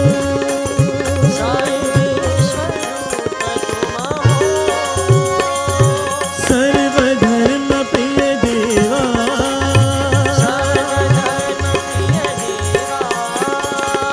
सत्य साई देवा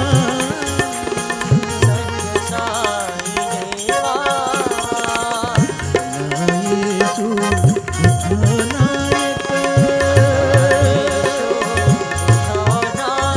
सौराष्ट्र महावीर तुम हो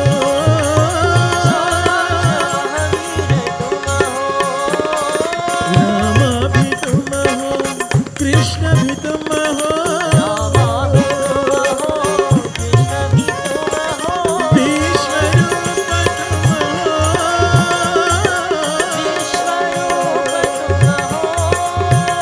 बाबा विश्वरूप तुम हो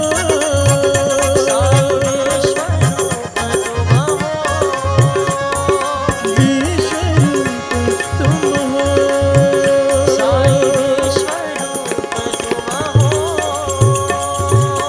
सर्वधर्म प्रिय देवा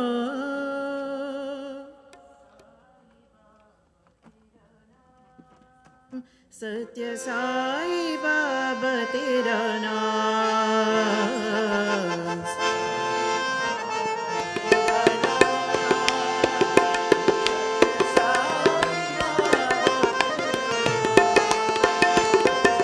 साई बाबा तेरा नाम सत्य साई बाबा तेरा नाम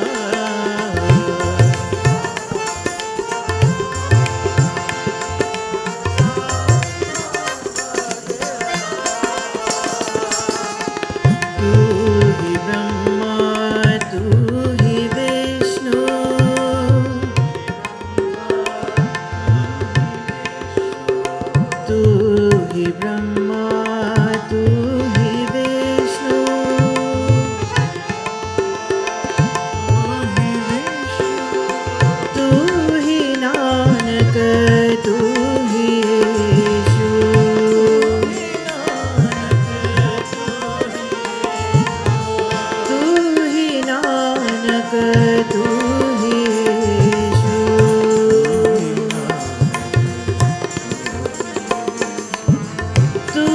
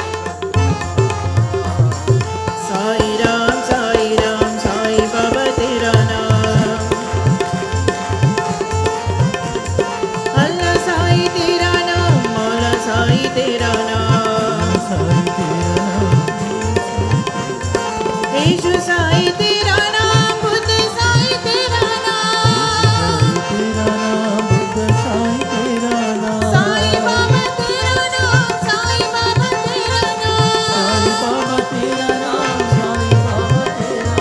साईं बाबा तेरा नाम, साईं बाबा तेरा नाम, साईं बाबा तेरा नाम, सत्य साईं बाबा तेरा नाम।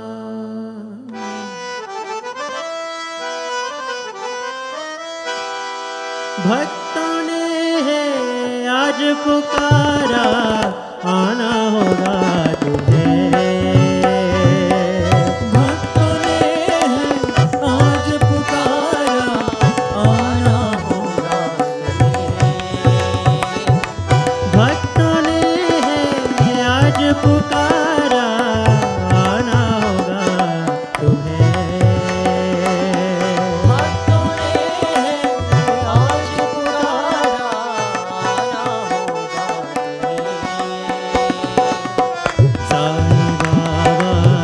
साईं बाबा दर्श दिखाओ हमें। साईं बाबा दर्श दिखाओ हमें। साईं बाबा दर्श दिखाओ हमें। साईं बाबा दर्श दिखाओ मात पिता तुम साईं हमारे, पिता तुम साईं हमारे,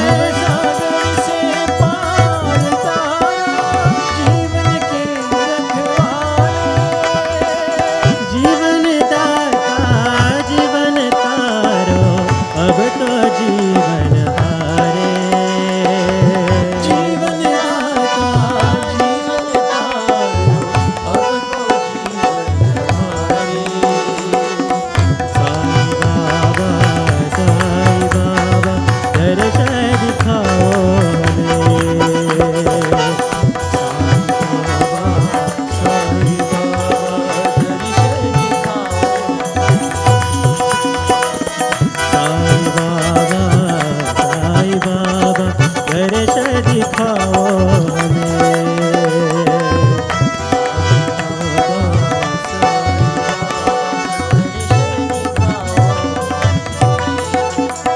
साईं बाबा दर्श दिखाओ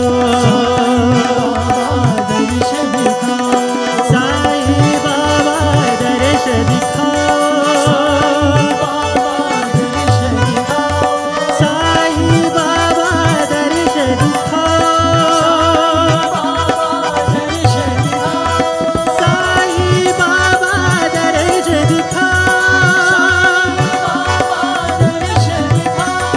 साईं बाबा दर्श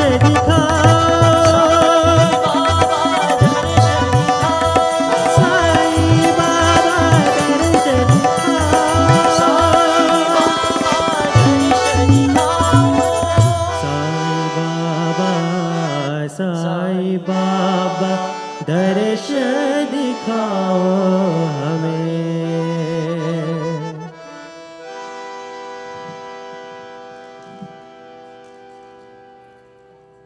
Before we proceed with today's program, we'd like to humbly request that all of the leaders, each of the faith leader representatives, to come forward in between the two lamps for a quick picture.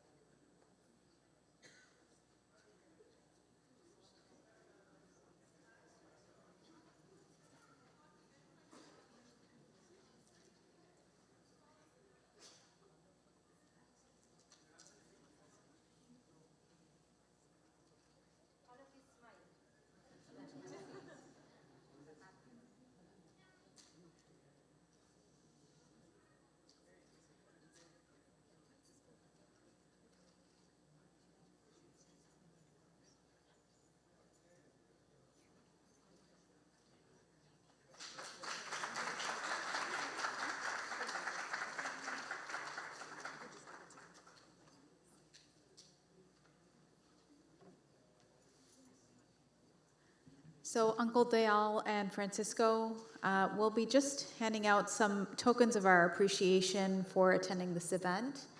And just wanted to say thank you, a heartfelt thank you once again.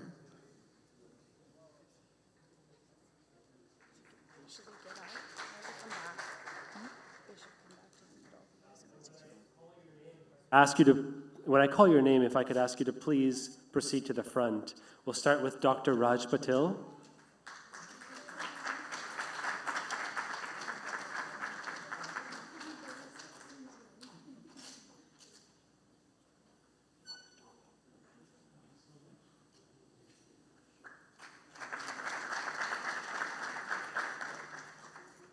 Father Tony.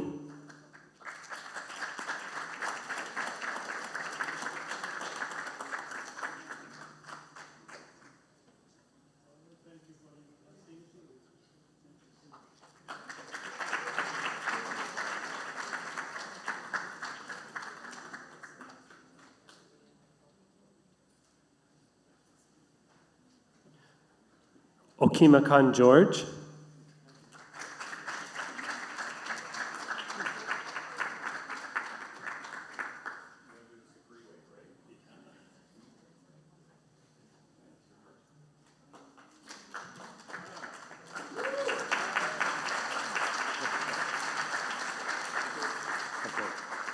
Venerable Bhikkhuni Shengaoshi, if you could please come to the front. Thank you.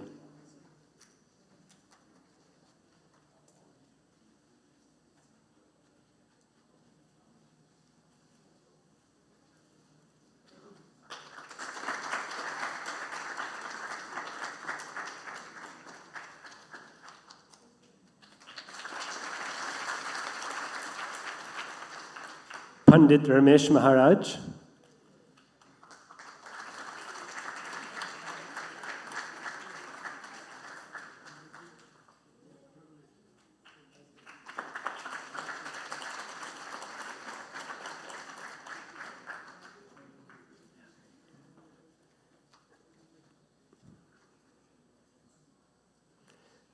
Irvad Mehbad Dastur.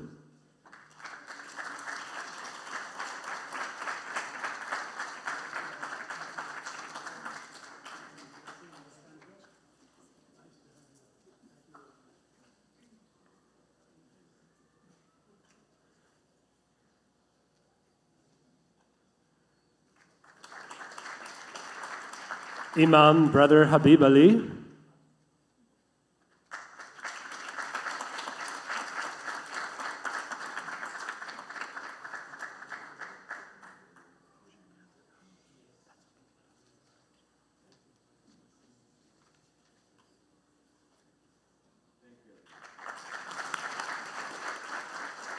Rabbi Judy Katz-Howard.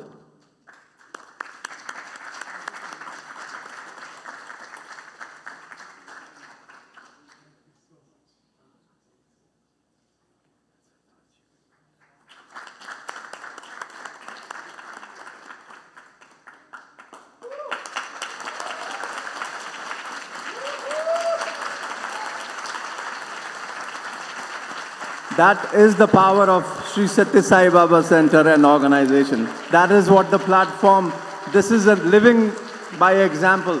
Thank you very much, both of you. You really made our day. Woo!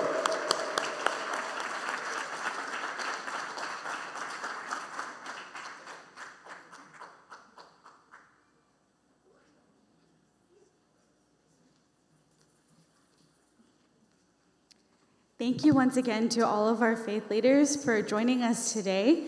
It's been so wonderful being in your presence and learning from each and every one of you.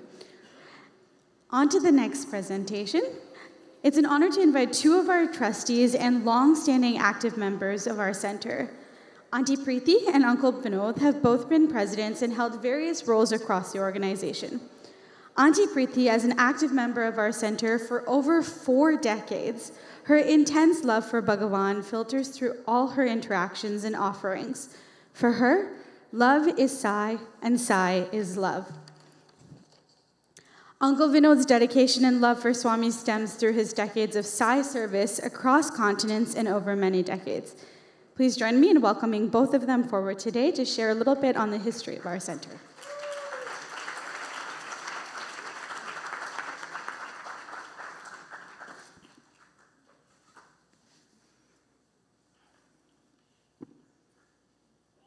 My loving salutations to Bhagwan Sri Sathya Sai Baba, and my loving salutations to each and every one of you here in this prayer hall.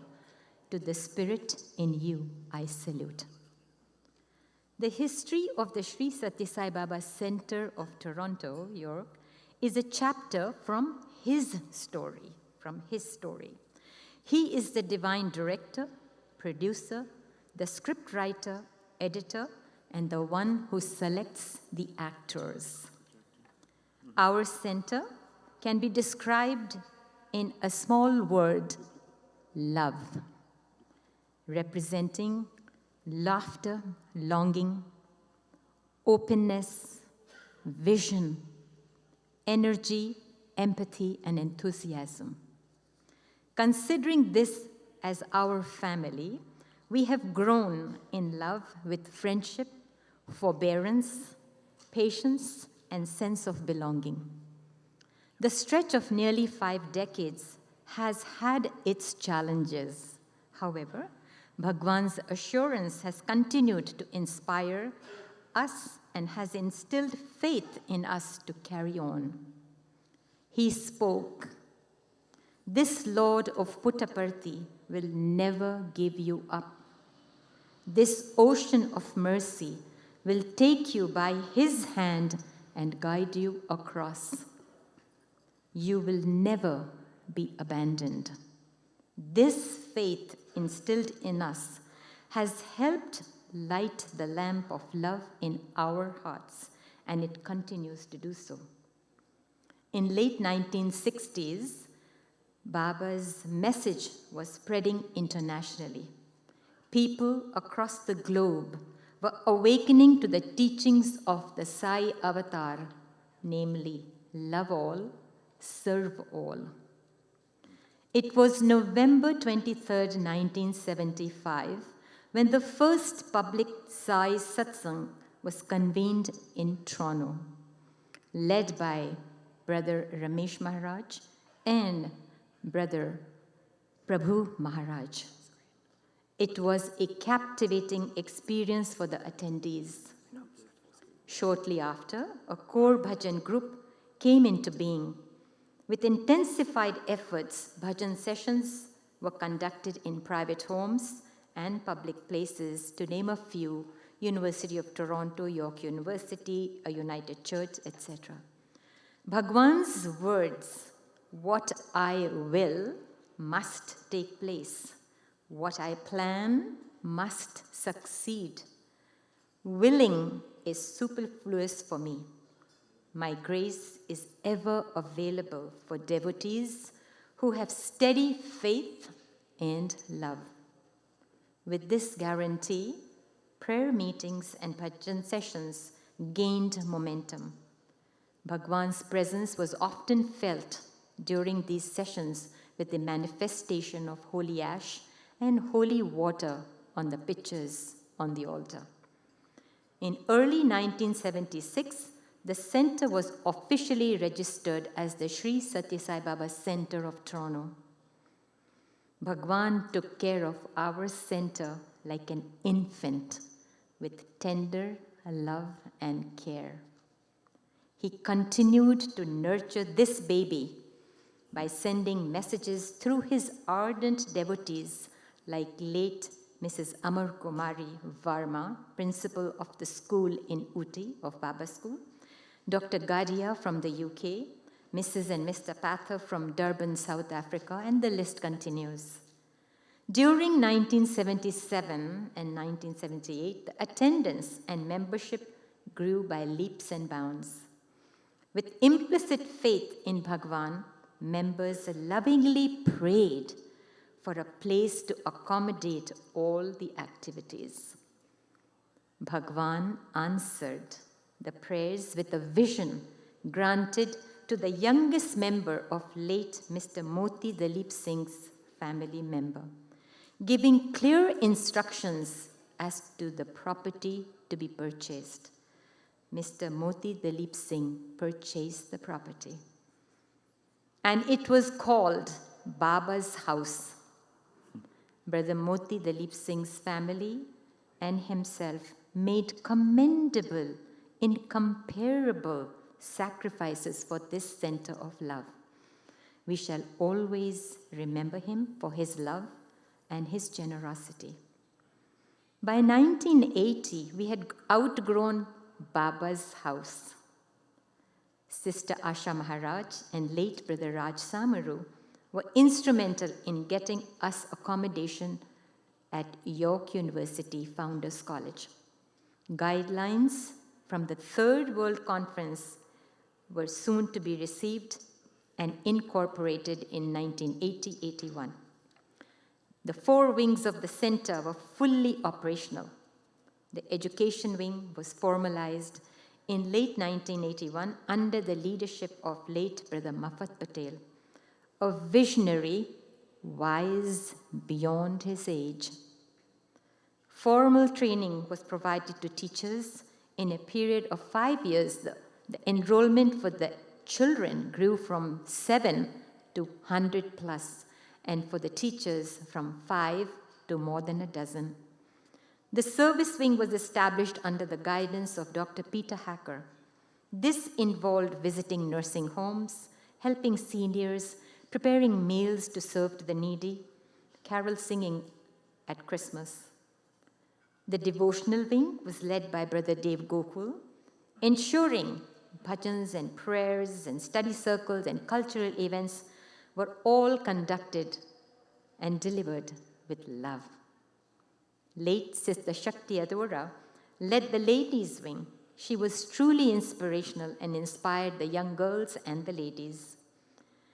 During 1982 and 2008, we had to relocate in various different locations. However, we continued with a positive attitude and faith. Classes and activities were held at York University, University of Toronto, Armour Heights School, community centers, various places.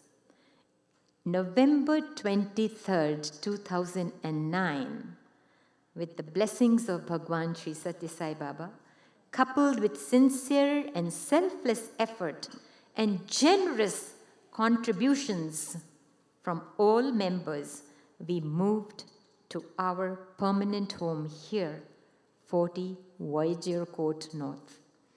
Dear guests,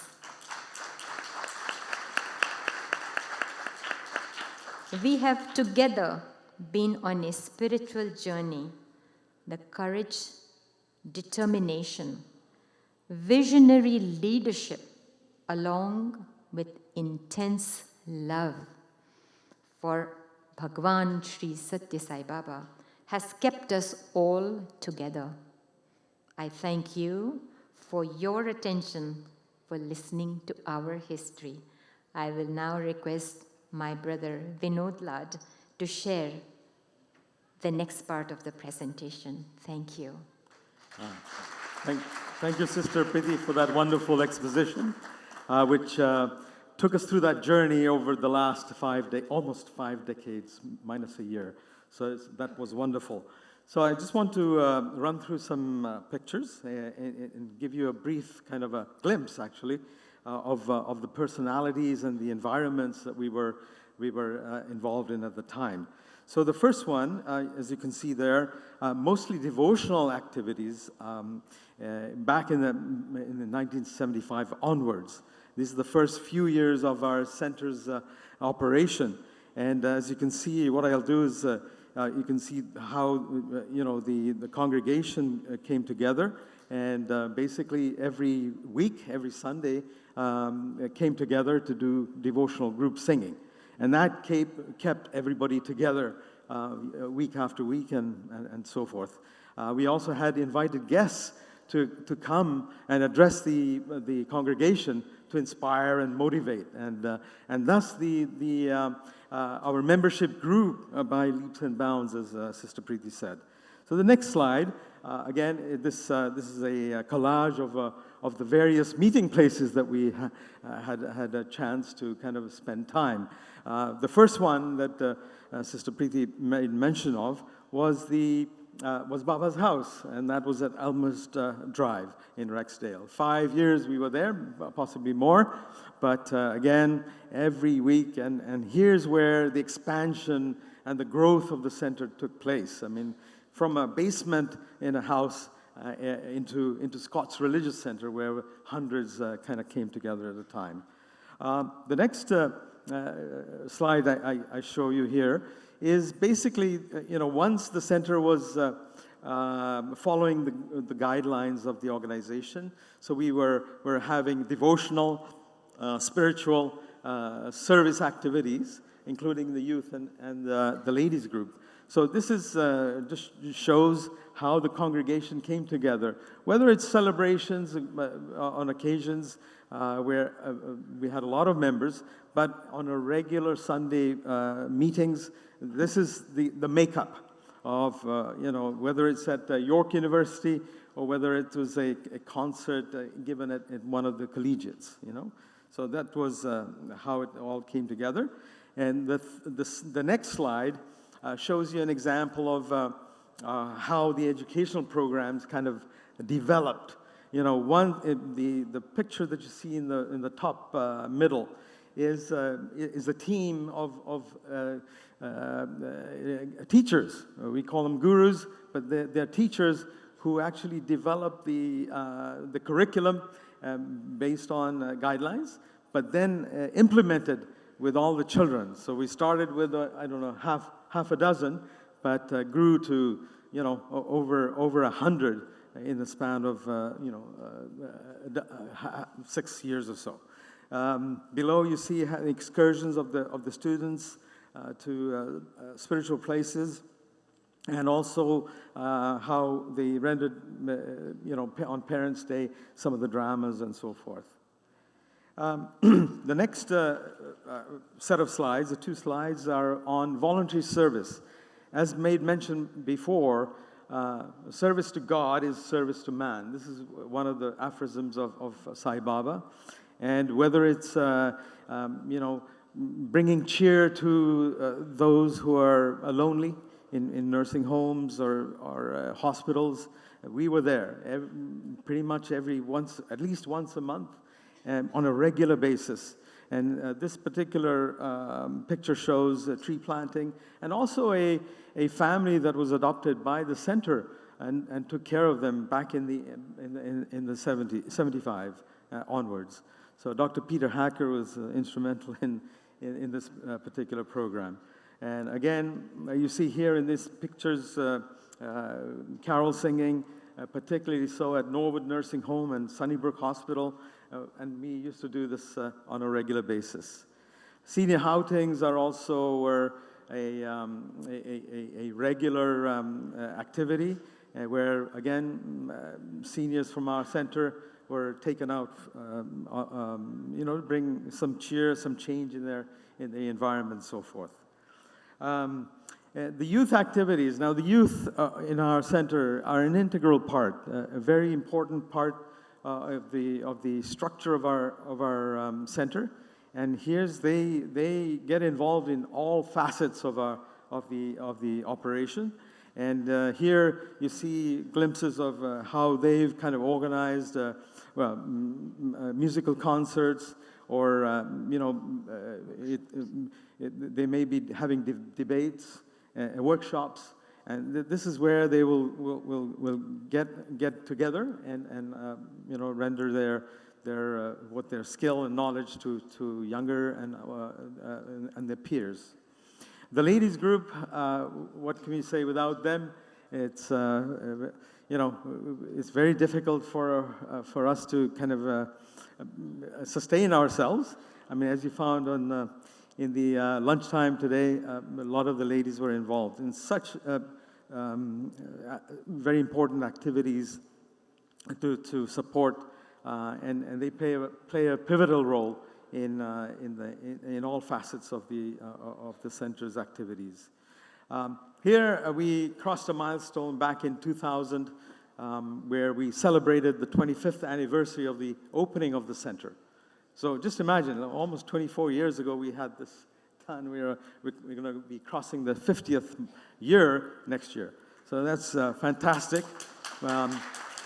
Just to draw the attention, you can see the dignitaries that were invited at the time, also political. You might recognize Frank Scarpetti, who was the then deputy mayor of Markham. He was invited, and also our senior leaders in our organization. And lastly, we had the privilege of taking a group to Prashanti in Nilayam. This is the abode of Satya Sai Baba, and we had a large group, and we had prepared the children, but we actually got the chance to render a drama in his presence, and therefore, you could see him mingling and giving a lot of encouragement, love, and just cutting jokes and so forth. So with that, I'm going to leave you with a few words and how the center has impacted the community. So during the move to our permanent home here at 40 Voyager Court North, we expanded our activities. We could now cook and deliver hot meals prepared using state-of-the-art kitchen facilities. This infrastructure has helped in giving back to the community via donations to the food bank and hot meals to the various shelters. Children, young adults, and seniors have started to become more involved in the service activities. We have consciously been giving more back to the community we live in. We share with joy and gratify the selfless service rendered by our members who, as professionals, gave their time and expertise during the renovation work when we first moved into this building in 2009, and continue to do so now in completing, as you can see, the building extension next door. And so conservatively speaking, they themselves as a group have saved us nearly $2 million worth of fees that would otherwise have been borne by the center, really. So we're very grateful. This center of love continues to be a vehicle for spiritual growth and transformation for one and all. May we stand the pressures of time and continue to offer a platform to whomsoever for removing those human qualities that separate us from God. Satya Sai Baba says, peace and harmony between members of the same family are the foundation for peace in the land and the world. So with that, a few words. We thank you and we wish you all the best for the rest of the program. Jai Sai Ram.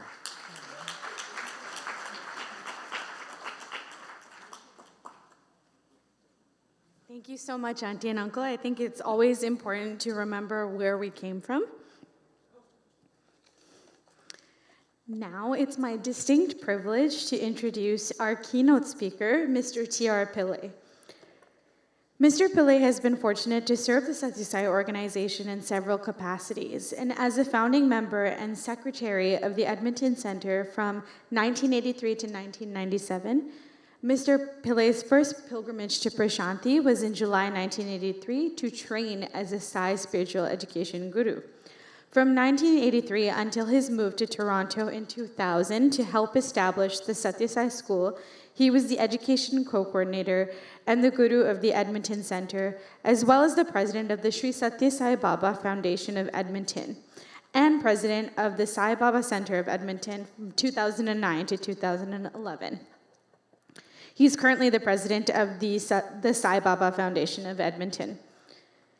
At the national level, he was a member of the Sri Satya Sai Council of Canada from 1986 to 2004, the National Education Coordinator, 1986 to 2004, first national trainer for value parenting facilitators from 1999 to this very day, and also the principal of the Satya Sai School from 2000 to 2006, where I had the pleasure of being one of his students. Mr. Pillai has initiated the Walk for Values, which is currently being held all over the world as well.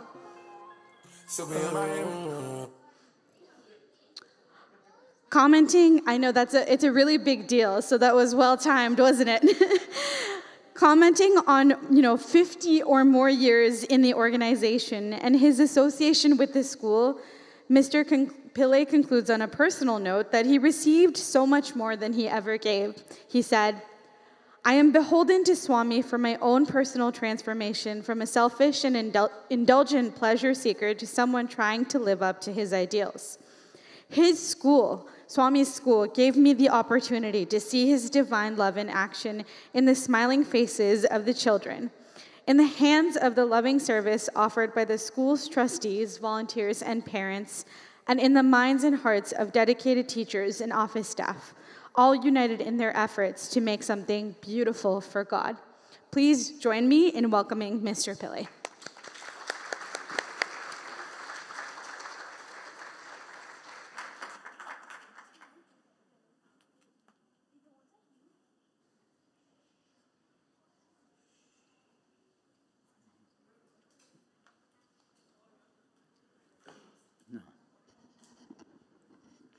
My humble pranams at the lotus feet of Bhagwan Sri Satya Sai Baba.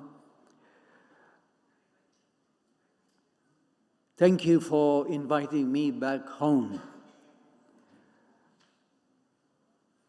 Before I continue, I'd like to pay my respects to Dr. Dayaparan, Central Coordinator of the Satya Sai organization in Canada, Dr. Siva Nadaraja, Chairman of the Satya Sai Council of Canada, the young and energetic president of your center, Rohil Sumbli, and the distinguished and those who disappeared, representatives of various faiths. I liked your pipe playing, sir. It was very, very enjoyable. And respected seniors, youth adults, SSC students, and parents. I have two favorite places in Toronto, hailing from Edmonton. My stay in Toronto from 2000 to 2006 was most enjoyable. I have never experienced so much of love and respect as I did when I was in this very, very center, in this center. It became my home, my refuge for spirituality and solidarity and companionship and growth in my journey to God. It was this center that gave me the honor and privilege to establish or help establish the first and only Satya Sai school in the whole of North America.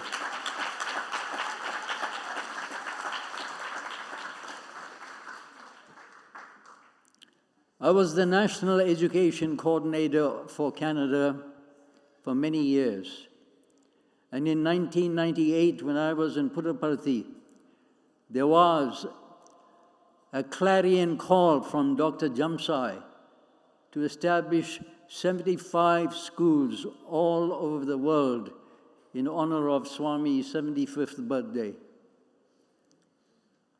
I found his talk very, very inspiring.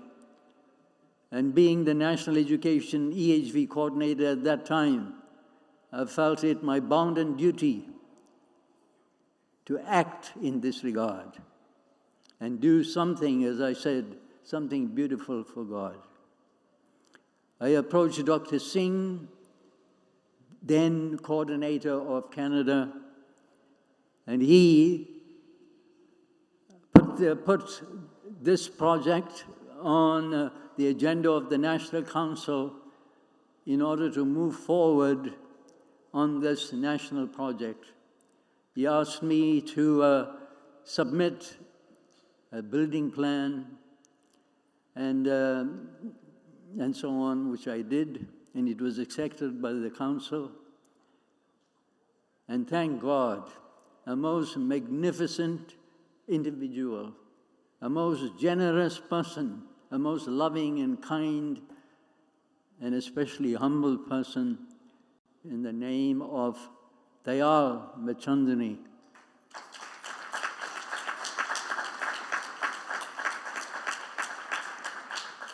Spearheaded the project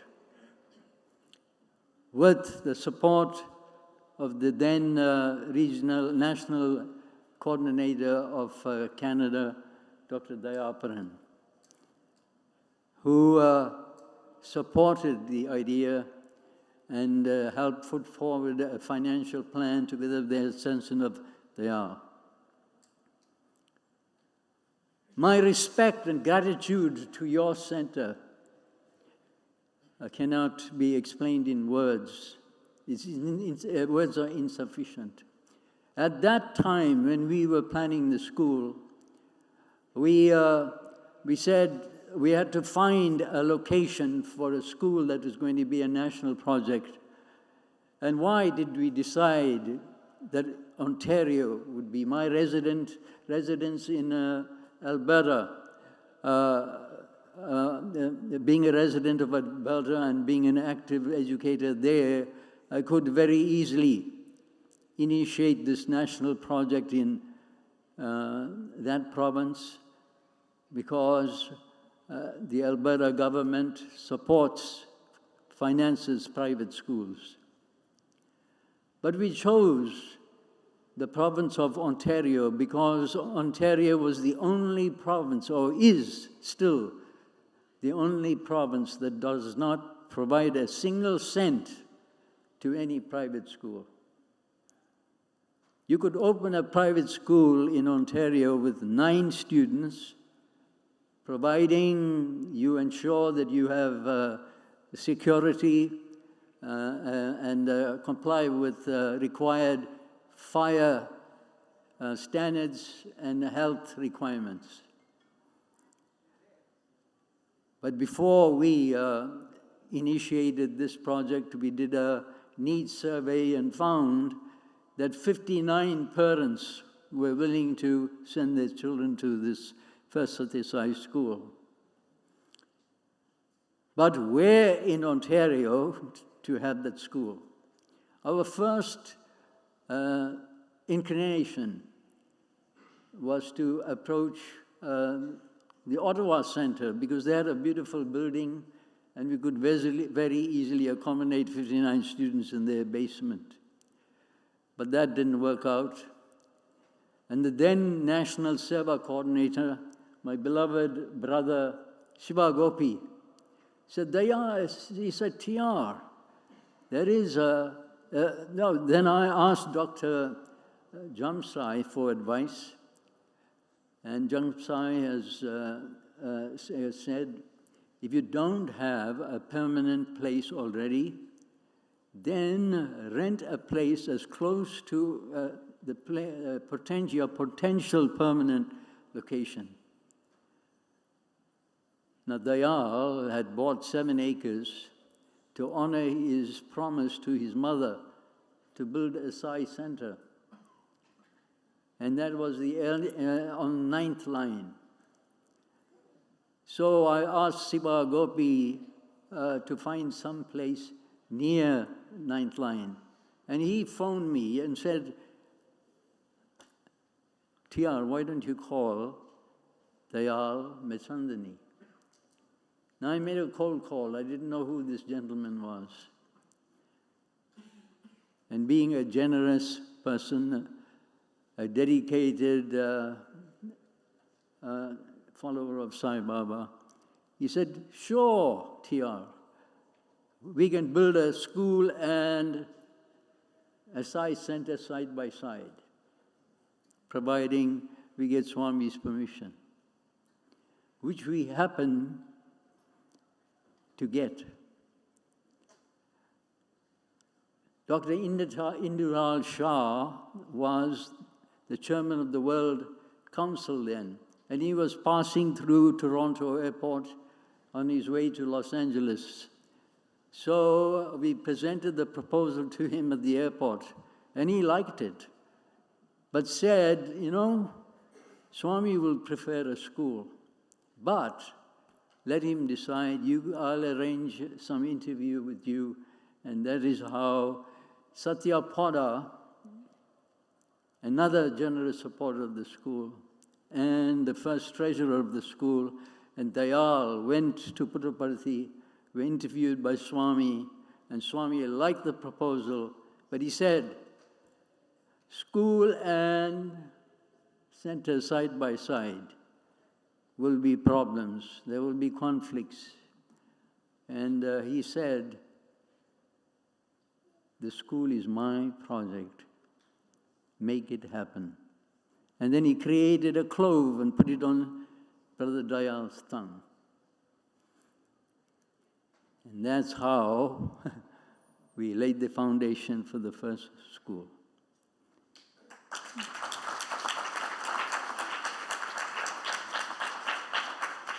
Imagine a center.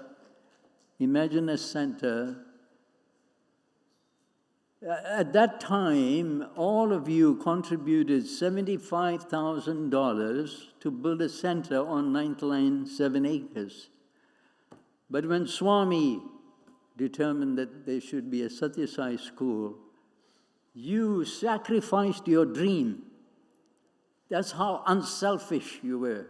You sacrificed your dream and donated that $75,000 to the establishment of a kindergarten class. At that time, kindergarten wasn't compulsory. We started with senior kindergarten and grade 1, and that's how we got 59 students. But then we were able to get another 20 with your generous support. And at that time, my dear sister Chandra Gopi was the president of the center, and she was the leader who suggested that you make this generous gesture.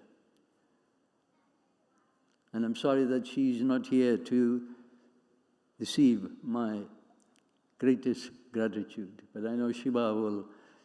And Shiva's home became my first home as a principal And I kept driving. I planned the school in their living room. And then we opened the school in September. It was a grand ceremony. And there emerged this diminutive powerhouse of energy, Dio Gokul, who became my right-hand man. And Seema Poddar, who was the first one to graduate with a diploma in teaching education in human values in Canada, graduated from Thailand. And she became my right hand, or left hand, I forgot now. And she served for 13 years and then sought better opportunities, I suppose, in the public system. But her heart is still in that school. And when I retired, my successor was Dr. Revati, who has done a fantastic job, and she's here.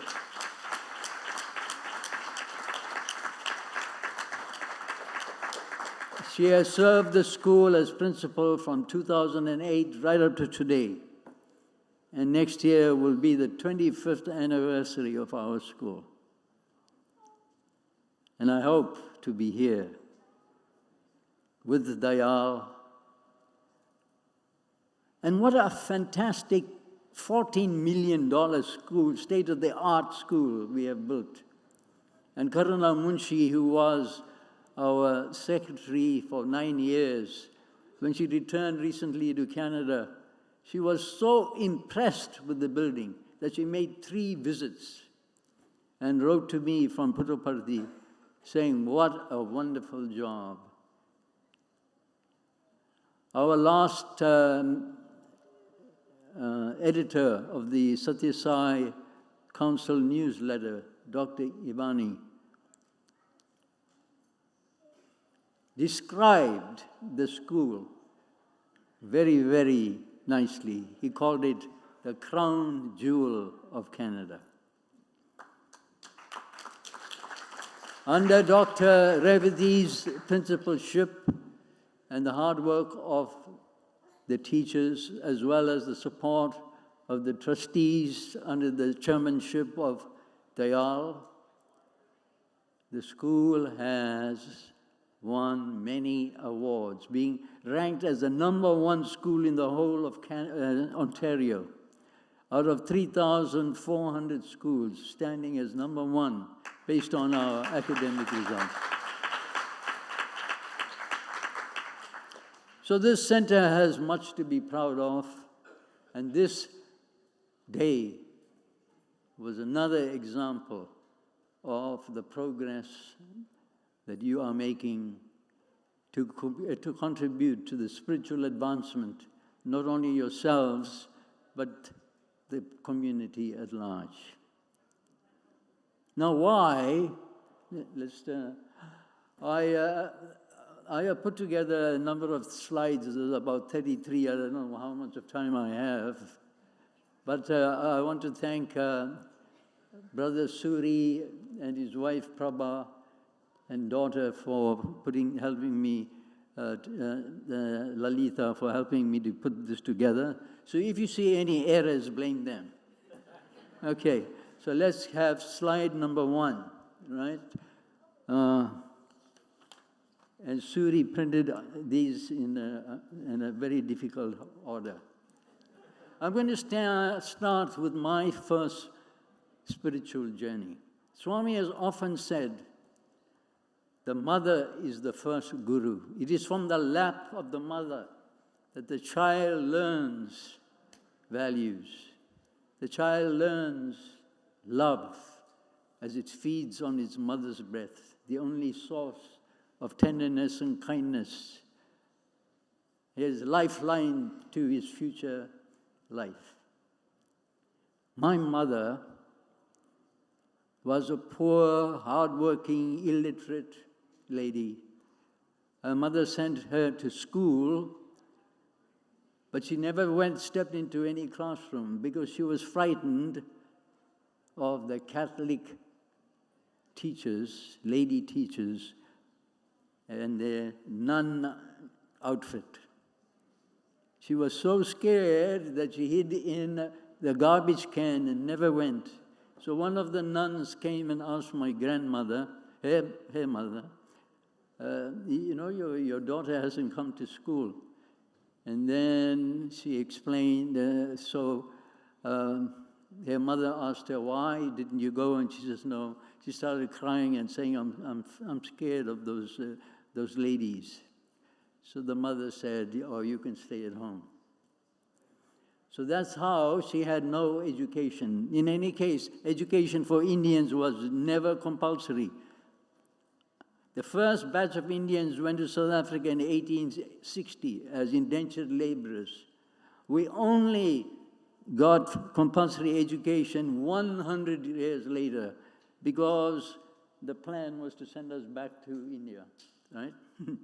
So, from my mother made it her duty because she realized later in life how important education was to send me from kindergarten, before I wrote an examination, right up to grade 12. First he made me light a lamp to Mother Saraswati, and then bought me roses and a candle to go to St. Mary's, St. Anthony's Church, to put it at the feet of the idol of Mary. And that is how I was successful. I was a good student. Thank you, Mother. And it is from her then that I learned about the unity of faiths. And that is going to be the theme. What role does this stupa that you built play in this unity of faiths? Why did Swami erect the first stupa in 1975? Why was it a lotus? What is the significance of the lotus? Are there any other stupas before Swami's stupa? What is the history and origin? And that is the story I'm going to tell. But as I said, I learnt about the unity of faiths from my mother. And then another important lesson, to go from love to love with love. When I first stepped into a plane to leave South Africa to come to Canada in June 1970, I saw this quotation at the airport in a science monitor office: go from love, with love, to love. At that time, I was an atheist and an agnostic.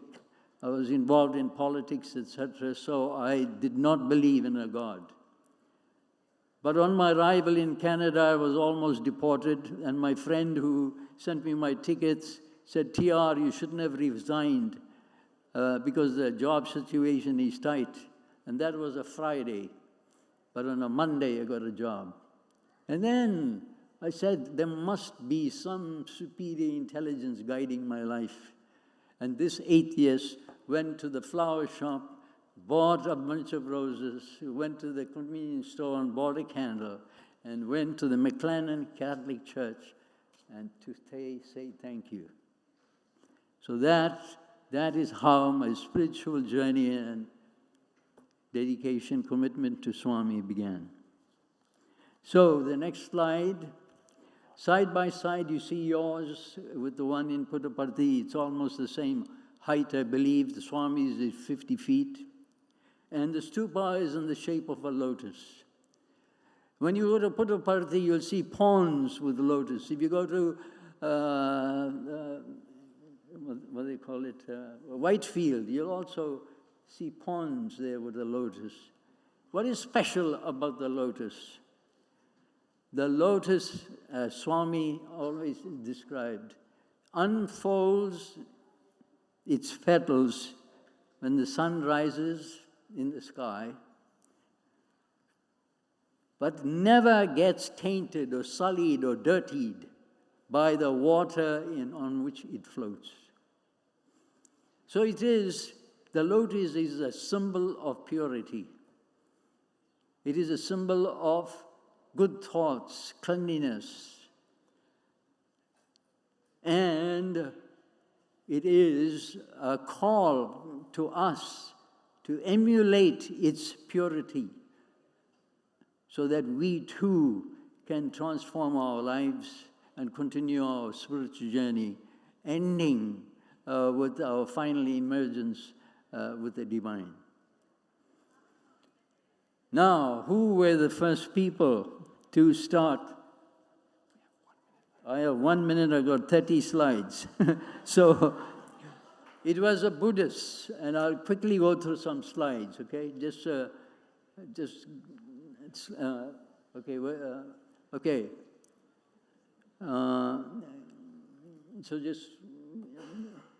The Buddhists were the first, and I visited the one in Bodh Gaya, where it is believed Buddha received enlightenment, and that place has the highest, tallest one, 110 feet.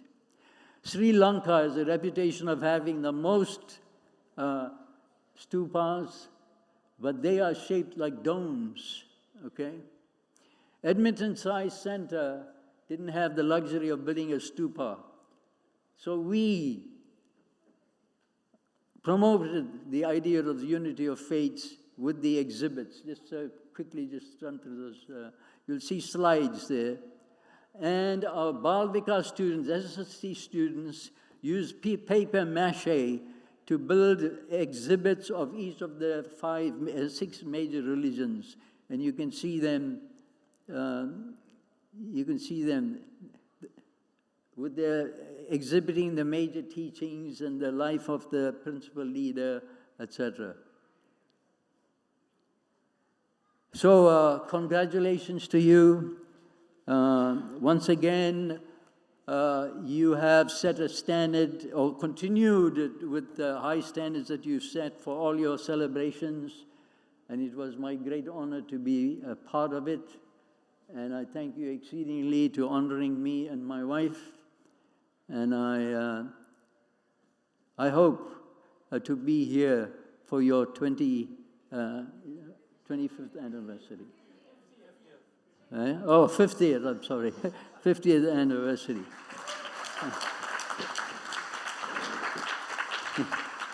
So, by the way, I am going to be 87 in July. My wife is going to be 86. So, with Swami's grace, I hope to be here, as well as in Puttaparthi for the 100th birthday. Sai Ram.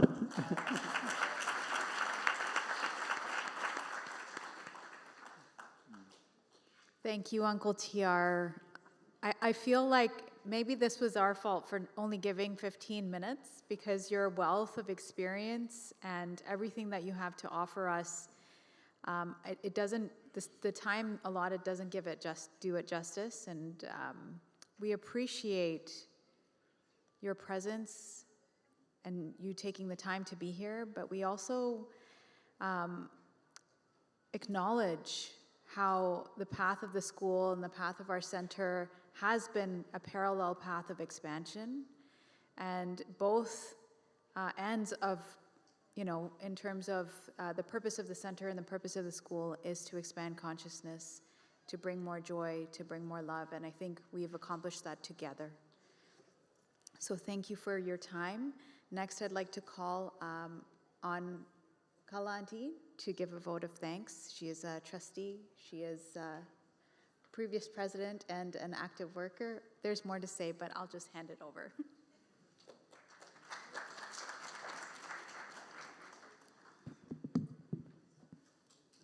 I offer my humble pranams at the divine lotus feet of Mother Sai. I extend my heartfelt reverence to the divine presence in each and every one of you. Revered guests, esteemed members of SSIO, respected elders, dear brothers and sisters, young adults, children, valued members of the community, Om Shri Sai Ram and good afternoon. It is with immense gratitude and a sense of fulfillment we stand here today amidst the splendor of the Sarvadharma Stupa. We are not only witnessing the culmination of a remarkable journey, but also celebrating the embodiment of unity, diversity, and collective effort. We want to begin by expressing our humble gratitude as we acknowledge the boundless grace, benevolence, and blessings bestowed upon us by our dearest Swami. With hearts full of reverence, we are deeply thankful to you, dear Lord, for your divine presence illuminating our path today and always. We express our heartfelt appreciation and gratitude to the First Nation chief and the faith leaders who graced us with your presence for the inauguration program today. Your participation not only honored us, but also underscored the universal message of unity and inclusivity that the Sarvadharma Stupa embodies. We extend our gratitude to dear brother T.R. Pillai. Thank you for that interesting story about the school. And thank you for taking the time to be with us all the way from Edmonton. And to all our guests, thank you very much for being with us on this special occasion. The conceptual design, meticulously crafted in-house, stands as a testament to our unwavering dedication to perfection.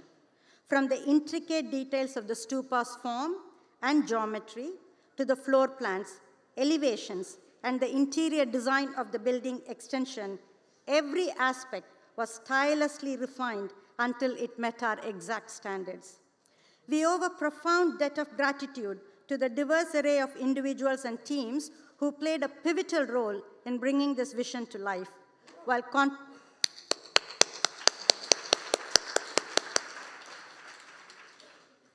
contractors and vendors provided essential services, it is our in-house team of experts comprising of architects, designers, engineers, construction managers, consultants, and site supervisors who volunteered their time and expertise, driving the creative process forward with unparalleled passion and dedication.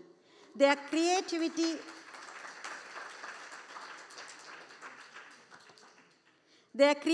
and innovation breathed life into the project, infusing it with a spirit of unity and inclusivity that resonates throughout. To our dedicated volunteers, whose unwavering commitment and selfless service have been the driving force behind this monumental endeavor, we extend our deepest gratitude. Your tireless efforts have been instrumental in making today possible. Without delving into individual names, it is important to recognize the collective effort of our subject matter experts, whose expertise and dedication has transformed the vision into a reality that we all can be proud of. Our heartfelt thanks goes to all our dedicated teams who have contributed to this realization of the project, from the construction and the stupa team, design team, spiritual team, planning team, service team, finance team, court team. Your steadfast dedication and altruistic efforts have been truly inspiring and have been the cornerstone of bringing this vision to fruition. We extend our sincere gratitude to each and every one of you who have contributed tirelessly to this significant undertaking and bringing this remarkable structure to life. We express our heartfelt gratitude to the inspiring study circles and the study circle facilitators who have deepened our understanding of the significance of the stupa, guiding us on a journey of self-discovery and spiritual growth. We extend our heartfelt thanks to the executive team that includes the president, vice presidents, the education, devotional, service, ladies wing, and the young adult group, the kitchen team, the altar team, the IT team, and the BMG, whose dedication and tireless efforts have been the backbone of our center. Thank you.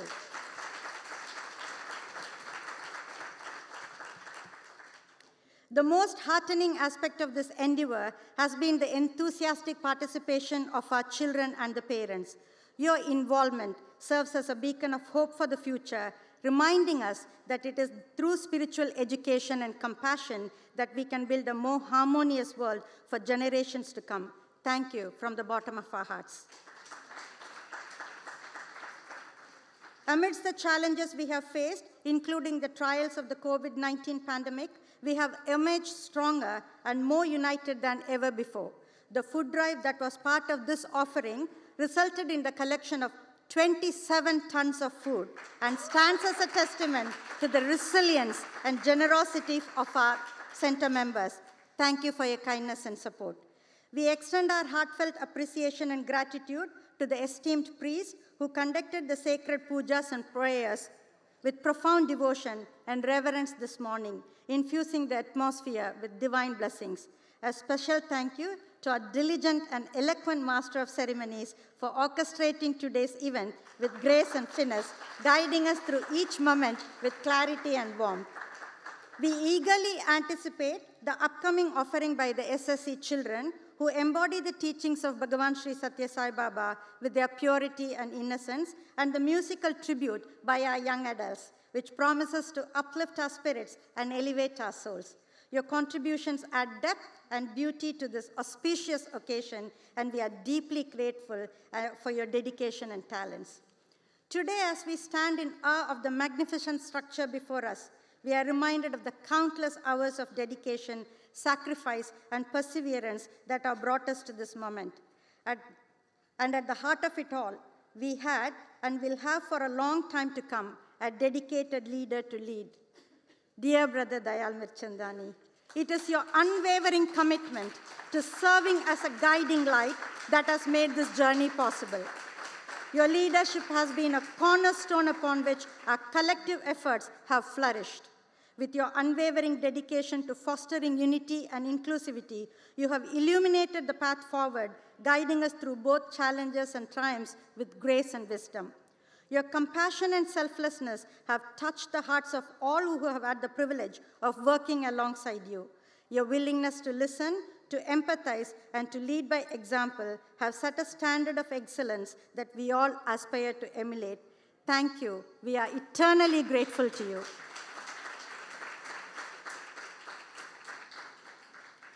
Now, from all of the various speakers, you all know that Sri Satya Sai Baba Center of Toronto, York is a service organization dedicated to upholding the values and teachings of Satya Sai Baba for the betterment of humanity. With a primary focus on serving the community and imparting Satya Sai education and human values to children aged 6 to 16, we extend a heartfelt invitation to each and every one of you to join us on Sunday. As we look ahead to the forthcoming centennial celebration for Bhagavan in 2026, let us reaffirm our commitment to embodying the teachings and principles of Swami in our daily lives.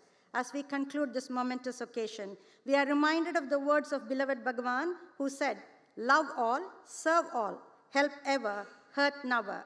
His message of love, unity, and service to humanity resonates deeply within the core of our being and serves as a beacon of light for all. Let this stupa stand as a living embodiment of these principles, inspiring us to strive for a world where compassion and understanding reign supreme. Thank you once again to everyone who has made this dream a reality. Sit back, relax, and get ready to enjoy the next offering, and have a good evening. Jai Sai Ram. I will invite the MCs back.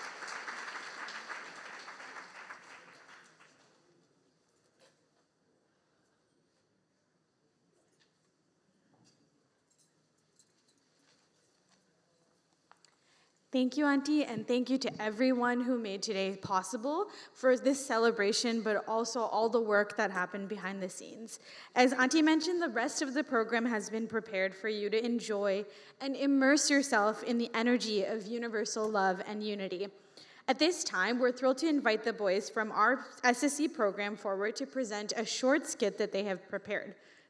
We also would like to welcome the young adults who, after the skit, will serenade us with the devotional offering they've been working on. Both groups have been working tirelessly for weeks and are so excited to share their offering with you. As our dear Swami says, we are reflections of the one divinity, facets of the one immortal self, and our essence is love, which is our own true nature, the divine self. Sumi and I will be signing off as your MCs now, but we'd like to thank you for your presence. We hope that when you leave here later today, you take with you a deeper connection to your divine self and to the divinity all around you. Thank you for being here. Om Shri Sai Ram.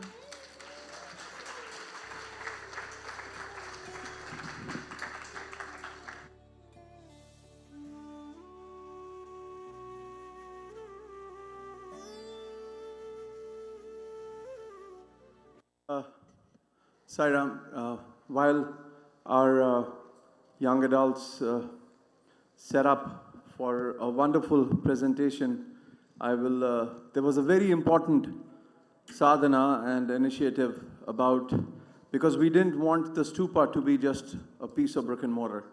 So what we did is, we did the math and found out if that stupa was a hollow cylinder, how much food could it fill, so that while we are working towards building that stupa, we could also have a food drive sadhana, so that this monument of faith and unity would also serve those in needy. And I'll quickly call my brother Manish Rugani to just explain it further. And we'll just take 2 minutes while they set up for the skit. Brother Manish, please. Thank you. Om Shri Sai Ram. Humble pranam to our Bhagwan, Shri Satya Sai Baba. So I won't take much time, but we'll just go over the video. So as Brother Royal said, that a lot of effort were put into one big initiative, and as we all know, the organization of Satya Sai Baba is more towards service and seva. So our seva team in 2001 April saw the stupa being built and said what we could do. And then we did all the math and everything, so we came with the math saying that we can collect 27 tons to fill the entire stupa. Next slide.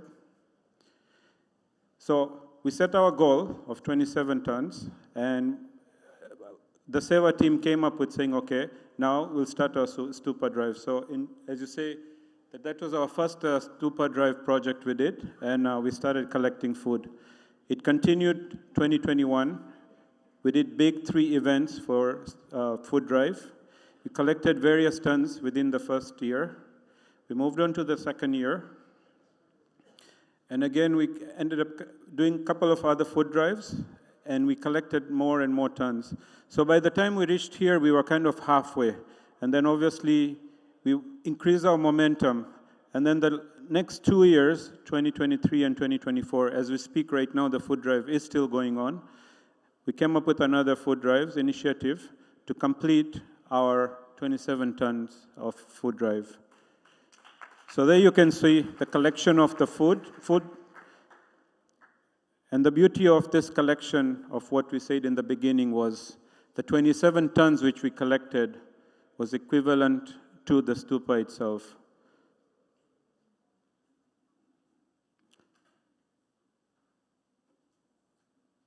And this is going from COVID time to the Ukraine war to other initiatives which were done to the stupa drive. So we completed our 27 tons, equivalent to the stupa drive. So thank you very much for each and every one for your contribution and donation. May Swami bless you, guide you. Om Sai Ram.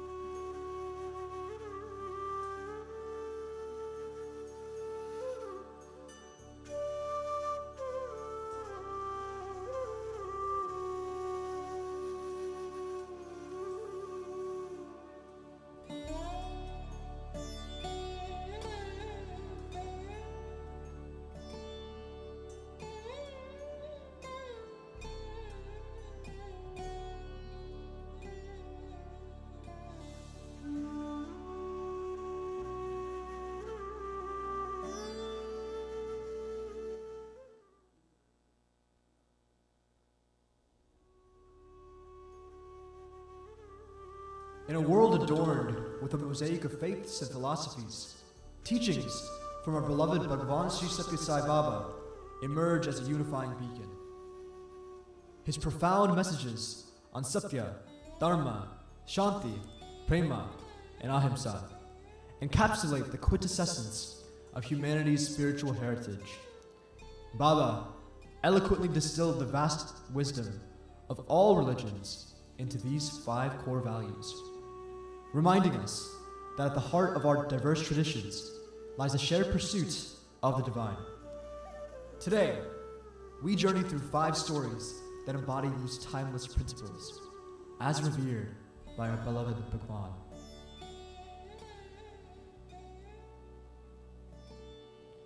Our first story is called Guru Nanak's Lesson of Unyielding Faith, a tale of truth. Truth, or Satya, guides us to be authentic in our thoughts, words, and actions. In a village parched by months without rain, where the earth cracked and the crops threatened to fail, the farmers gathered, their faces etched with worry. It was then that the wise man, known for his deep understanding and connection to the divine, stepped forward. My friends, I see the distress in your hearts and the fear for your fields. But I bring you a tale of faith and truth that might light our way through this drought. Please, tell us. We are desperate for any guidance. This is a tale of Guru Nanak, the first Sikh Guru, a revered soul who once walked upon fields much like ours, barren and thirsty for rain. The villages then too were filled with despair. Guru Nanak asked them, "Why do your fields lie barren?" They replied, "We have prayed for rain, yet the heavens remain closed to us." Guruji nodded, understanding their plight. The wise man walked slowly among the gathered crowd, his gaze touching each person, his voice calm and reassuring. Guru Nanak then said to them, "Let us plant a field together, but instead of seeds, we shall sow truth. Let your prayers be not of words, but of sincere hearts. For it is truthfulness in prayer that invites the rain." Pray with truthfulness? Yes, the villagers did as Guru Nanak advised. Together, they toiled on a field, planting no seeds, but offering prayers filled with truth and unwavering faith. And do you know what happened? What happened? As their truthful prayers ascended to the heavens, clouds began to gather, and rain fell upon their fields, nourishing the earth by bringing life to their crops once more. So, my friends, let us take a lesson from this tale. Let us pray not just with words, but with hearts full of truth and faith. Let our prayers for rain be as sincere as our toil in these fields. Inspired by the wise man's story, the farmers and villagers came together, and their spirits lifted. With renewed faith, they offered prayers filled with the truth of their struggle and the sincerity of their hope. And just as in the tale of Guru Nanak, the skies above the village softened, sending down the much-needed rain, a testament to the power of truth and faith in unity. Through the wise man's tale, the village learned Guru Nanak's message that the most potent prayers are those sown with the seeds of sincerity and truth. A lesson of faith that would echo through their lives for generations to come.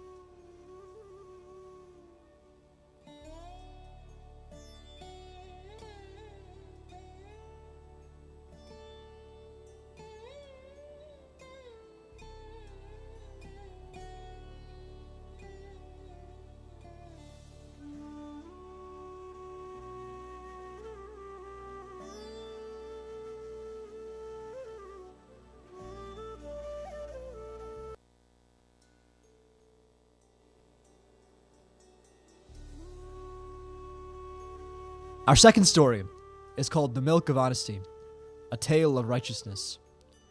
Righteousness, or Dharma, inspires us to uphold moral virtues. In the bustling streets of Medina, under the just rule of Caliph Umar ibn al-Khattab, lived a young boy named Abdullah. Employed by a milk vendor, Abdullah was known for his honesty and integrity, virtues deeply rooted in his faith. Abdullah, we need to increase our profit. Let's add water to the milk. No one will notice. But that is dishonest. The Prophet Muhammad, peace be upon him, taught us to be truthful and trustworthy. I cannot betray those teachings. That very night, Caliph Umar, disguised as a commoner to better understand his people's needs and challenges, wandered the streets of Medina. He overheard the conversation between Abdullah and his employer. Such integrity in a young boy. I must speak to him. The very next day, Caliph Umar summoned Abdullah to his court. Intrigued by the boy's unwavering honesty, he posed a question. Abdullah, why did you refuse to dilute the milk? You knew your customers would not find out. O leader of the faithful, even if no human was watching, Allah is always watching. How can I claim to believe in Allah and His Messenger and yet betray their teachings? Impressed by Abdullah's wisdom and understanding of truthfulness, Caliph Umar knew such integrity was rare. Abdullah, your honesty is a light in the darkness. Medina needs more young men like you. I want to offer you a position where your truthfulness can serve the people and Islam. Abdullah's story spread far and wide, becoming a beacon of the importance of truthfulness in Islam.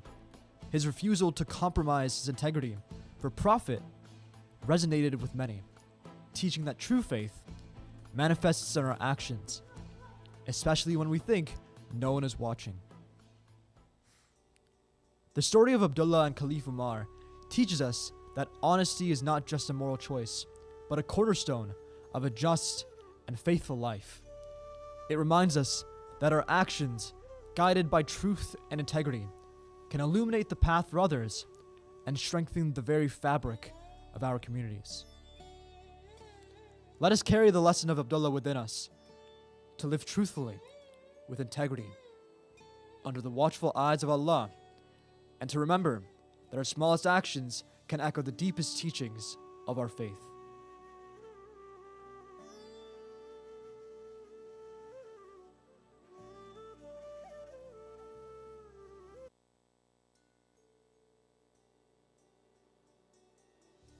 Our third story is called Unity in Diversity, a tale of peace and harmony. Peace, or Shanti, invites us to cultivate inner and outer harmony. Many centuries ago, a group of Zoroastrians fled their homeland to escape religious persecution. Their journey across mountains and seas brought them to the western shores of India, to the kingdom of Gujarat, where they sought refuge and freedom to practice their faith. The arrival of these strangers, who had come to be known as Parsis, piqued the curiosity of the local ruler. Wishing to understand their intentions, he summoned their priest to his court. You seek shelter in our lands, but how do I know you will harmonize with our people and not disturb the peace? Great ruler, may I have a bowl of milk and some sugar? The priest carefully added sugar to the milk and stirred it until it dissolved completely, leaving no trace but sweetening the milk. Like this sugar, we wish to assimilate into your great kingdom. We aim to add sweetness to the already rich culture of your land without disturbing its essence. Our presence will only enhance the harmony and prosperity of your people. The ruler, impressed by the wisdom of the priest's metaphor, granted the Parsis refuge. True to their word, the Parsis integrated seamlessly into Indian society. They contributed significantly to the development of their new homeland, excelling in trade, industry, and philanthropy, all while preserving their religious traditions and cultural identity. Your Majesty, the Parsis have indeed become like sugar and milk, enriching our society while living in peaceful coexistence. This enduring metaphor of sugar and milk is a testament to the possibilities of cultural unity in diversity and mutual respect. It highlights how diversity can strengthen the fabric of a community, making it richer and more cohesive. The story serves as a timeless reminder that differences do not divide us. Rather, they can sweeten and enrich our collective existence. May we all strive to be like sugar and milk, enhancing and harmonizing with the diverse communities we are part of, building a world marked by peace, respect, and unity.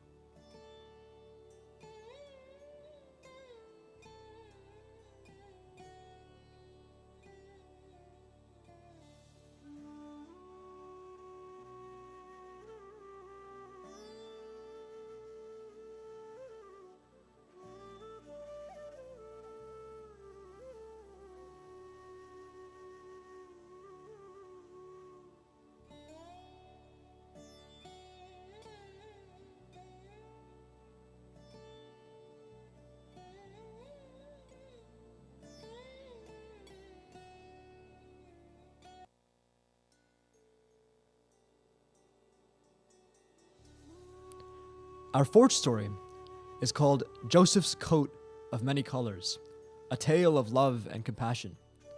Love, or prema, encourages us to express selfless and unconditional love. In the ancient lands woven through the pages of Genesis, Joseph, the beloved son of Jacob, was gifted a coat of many colors, a symbol of his father's deep affection. This favoritism, however, sowed seeds of envy among his brothers. In their jealousy, Joseph's brothers conspired against him, selling him into slavery and deceiving their father into believing that a wild animal had devoured him. But what was meant for harm, destiny turned for good. In Egypt, Joseph's journey from a slave to the Pharaoh's trusted advisor was marked by divine interventions. His ability to interpret others' dreams saved Egypt from a devastating famine and elevated him to a position of great power. Joseph, your wisdom has saved our land. I place you over my house and my people. As the famine reached Canaan, Joseph's brothers came to Egypt, seeking sustenance, unknowingly bowing before the brother they had betrayed. Joseph, recognizing his brothers, faced a moment of reckoning. In his heart, love and compassion flourished where bitterness could have taken root. I am Joseph, your brother, whom you sold into Egypt. But do not be distressed or angry with yourselves. God sent me before you to preserve life. The reunion was bittersweet, tears mingling with joy. Joseph's forgiveness of his brothers stands as a testament to the power of love and compassion, transcending past wrongs and embracing a future built on reconciliation. Joseph's story, shared by both Christianity and Judaism, reminds us that true strength lies in the capacity to forgive, to look beyond our grievances, and to see the unfolding of a greater plan. In forgiveness, we find the purest expression of love and compassion, a beacon of hope in the complexity of human relationships.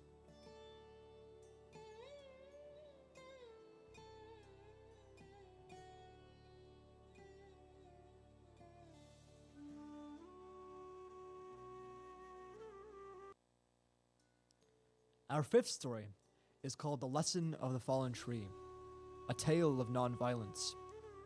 Nonviolence, or ahimsa, encourages total avoidance of harming any living creature by deeds, words, and thoughts. In a small village, shadowed by the towering peaks of ancient mountains, where whispers of wisdom floated with the morning mist, lived Master Lin, a monk whose teachings on nonviolence were as deep as the roots of the oldest tree in the forest. One day, the peace was shattered by the sound of an axe. Jia, a young villager, had decided to fell a tree that blocked the sunlight in his new garden. His friend Wei, concerned and bewildered, rushed to Master Lin for advice. Master Lin, Jia is cutting down the ancient tree for his garden. How can we stop him without causing more harm? Come, Wei. Let us talk to Jia and understand his heart. As they approached Jia, the air thick with the scent of fresh sap and torn leaves, Master Lin's presence brought an immediate calm. The axe fell silent, and Jia turned to face them, his expression a mix of defiance and confusion. This tree shadows my garden. Why should I not cut it down to let my plants thrive? Jia, every action, like a stone tossed into a pond, sends ripples through the world. To harm another being for our benefit is to disturb the pond upon which we all float. Jia paused, the weight of Master Lin's words sinking in.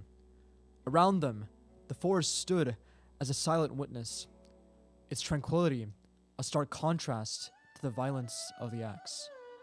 Let us instead find a way to let in the sunlight without harming the tree. Non-violence, Jia, is not just refraining from physical harm. It is nurturing a heart that seeks harmony with all life. Moved by Master Lin's wisdom, Jia and Wei worked together to trim the branches with care, allowing sunlight to filter through without harming the tree's integrity. I see now that my desire blinded me to the harm I was causing.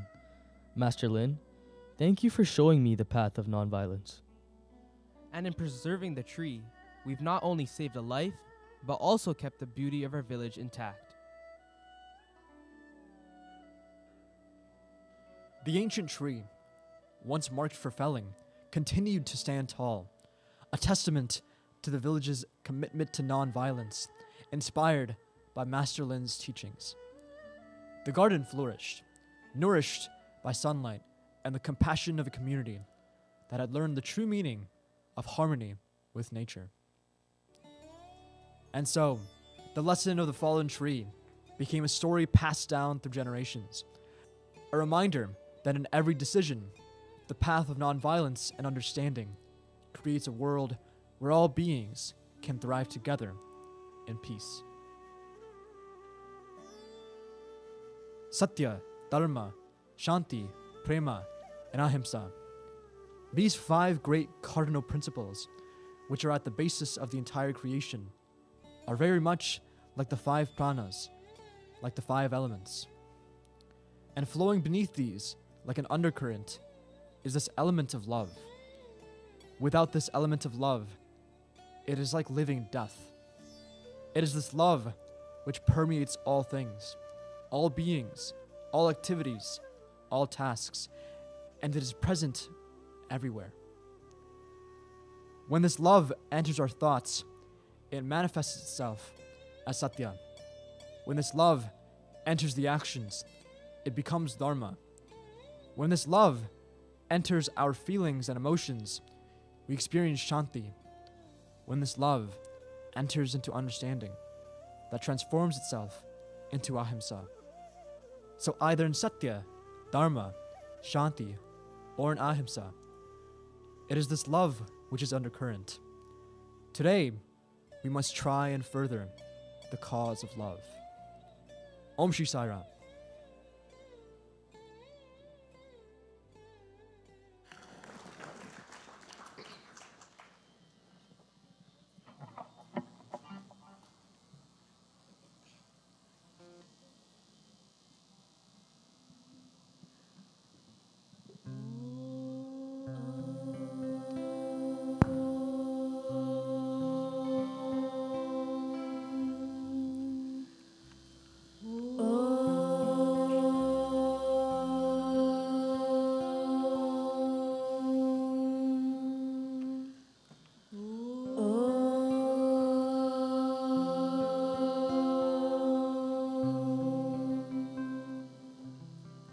God is love.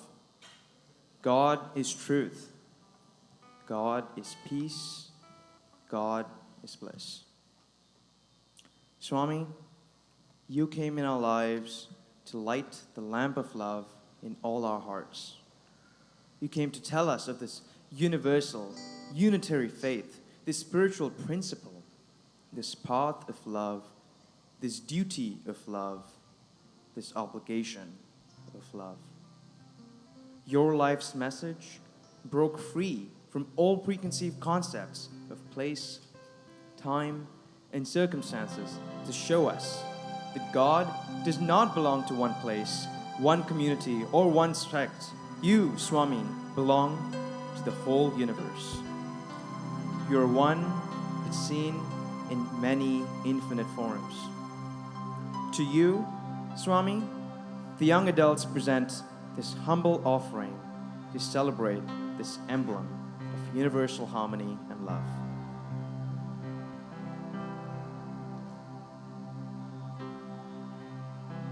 Beautiful one I love, beautiful one I adore,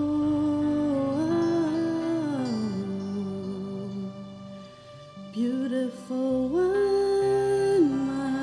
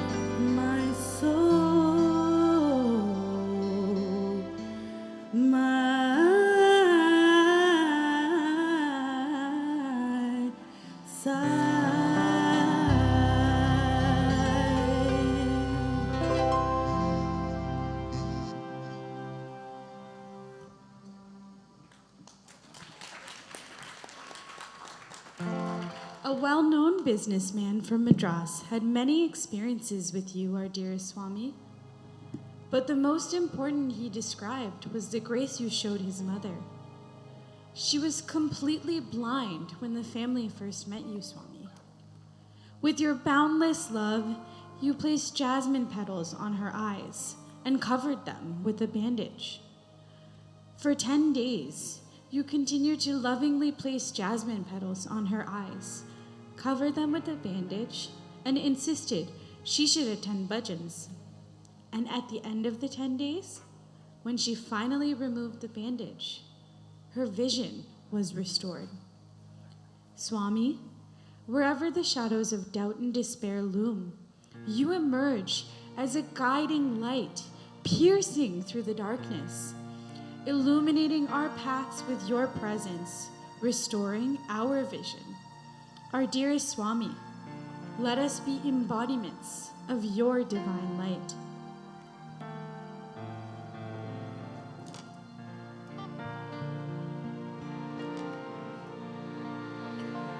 Bhakti Bhakta Bhagavant Guru Chatushranam Bapue Tinke Padvandana Ki Metat Vigna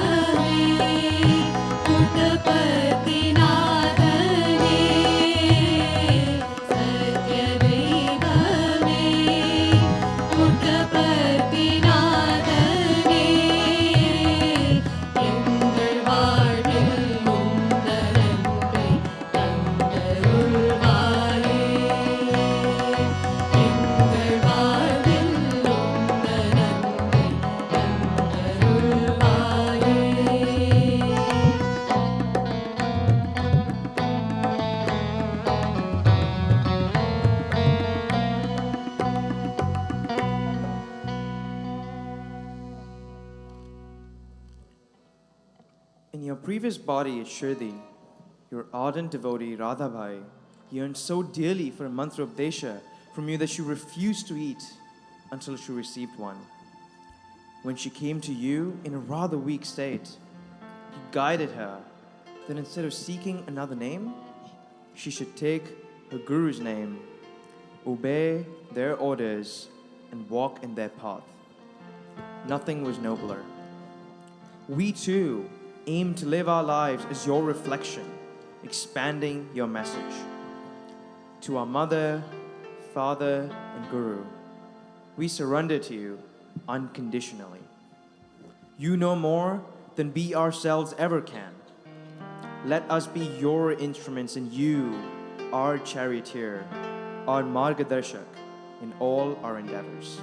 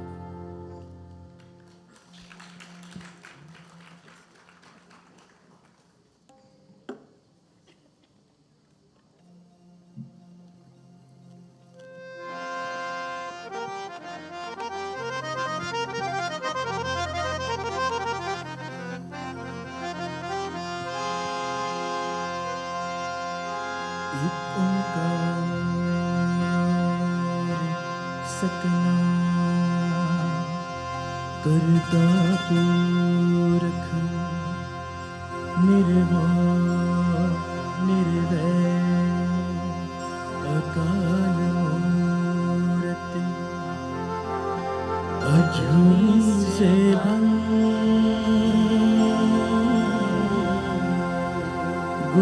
प्रसाद जपो आद सच जुगाद सच है भी सच नानक होसी भी सच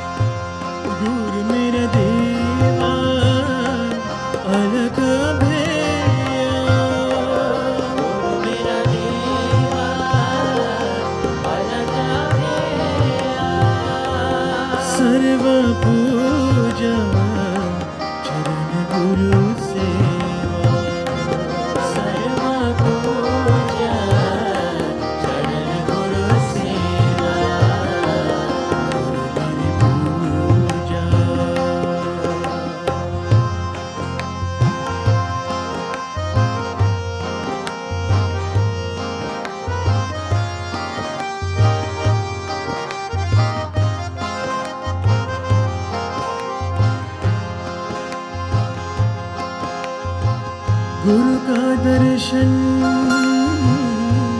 देख देख जीवा गुरु का दर्शन देख देख जीवा गुरु के चरण तोय तोय पीवा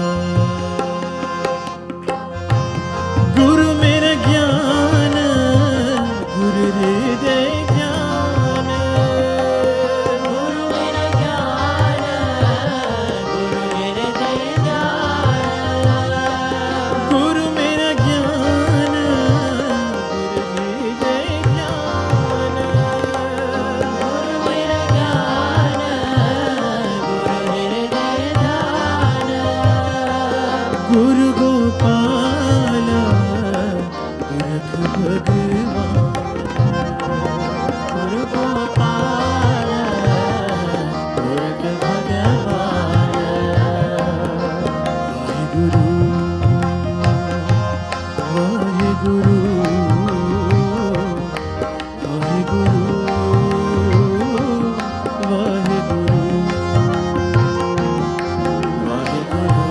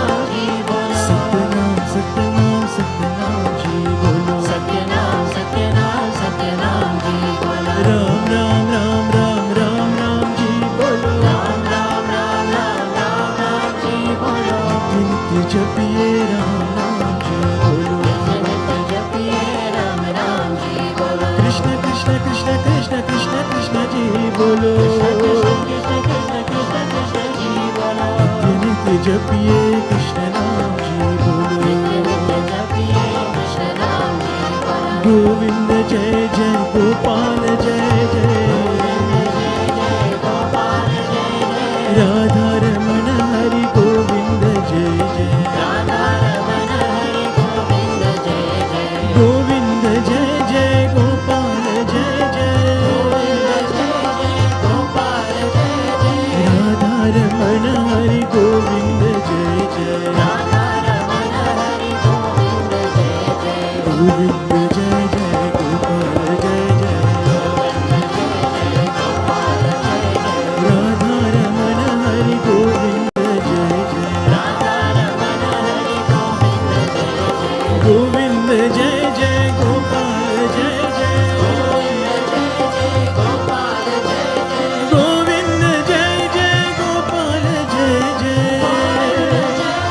गोपाल जय जय राधा रमण हरि गोविंद जय जय राधा रमण हरि गोविंद जय जय गोविंद जय जय गोपाल जय जय गोविंद जय जय गोपाल जय जय गोविंद जय जय गोपाल जय जय गोविंद एक ओंकार सत जय जय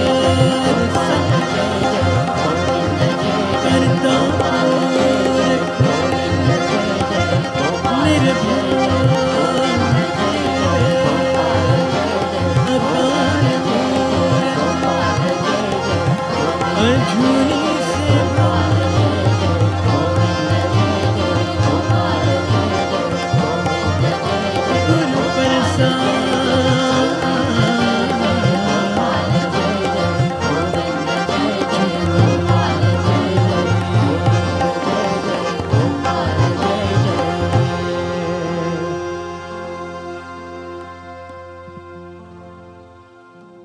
In the realm of your divine grace, our Lord, love flows freely as an expression of your will.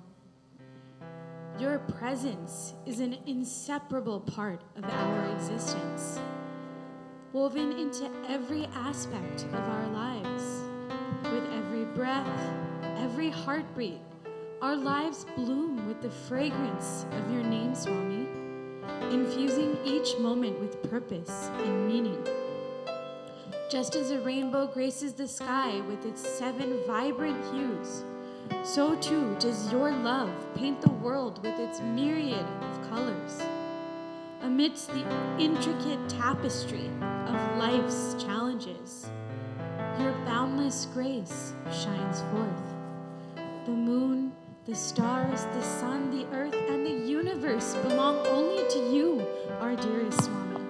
And oh, how grateful we are for you. जो भी है हमारे पास आपकी कृपा से है.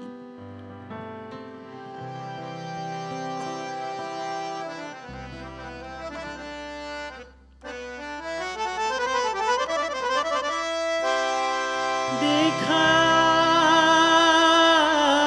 भगवन छुआ सुना भी धन्य भाग्य हमारे हम सब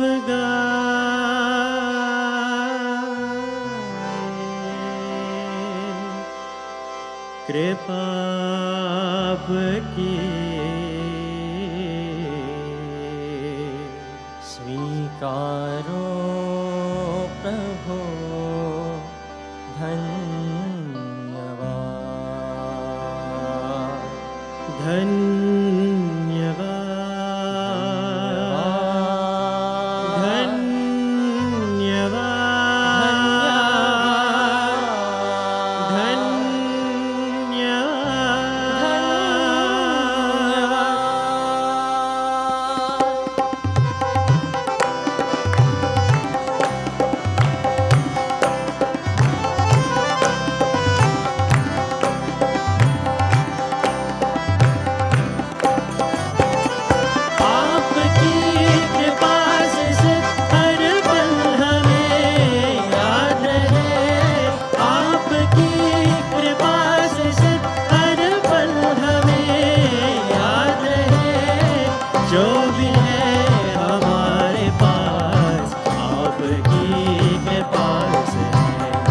जो भी है हमारे पास आपकी कृपा से धन्यवाद प्रभु धन्यवाद धन्यवाद साईं धन्यवाद धन्यवाद प्रभु धन्यवाद धन्यवाद साईं धन्यवाद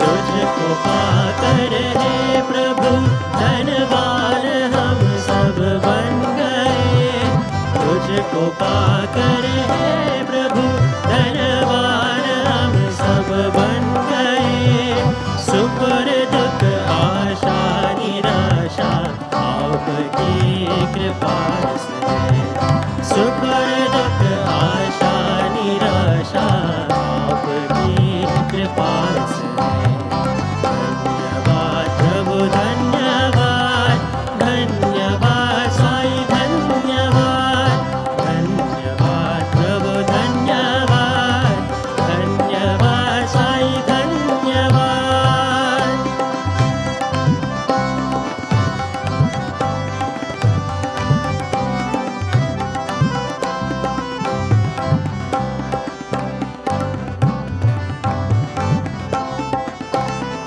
चंद्र तारे सूर्य पृथ्वी और सृष्टि प्रभु से है चंद्र तारे सूर्य पृथ्वी और सृष्टि प्रभु से है सूर्य संगम भजन भक्ति आपकी कृपा से सूर्य संगम भजन भक्ति आपकी कृपा से धन्यवाद प्रभु धन्यवाद धन्यवाद साईं धन्यवाद धन्यवाद प्रभु धन्यवाद धन्यवाद साईं धन्यवाद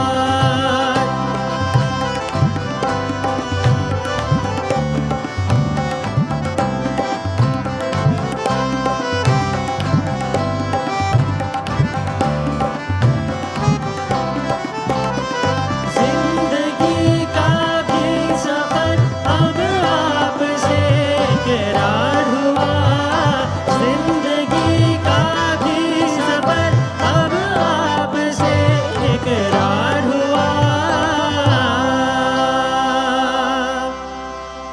आपकी पहचान हमको आपकी कृपा से है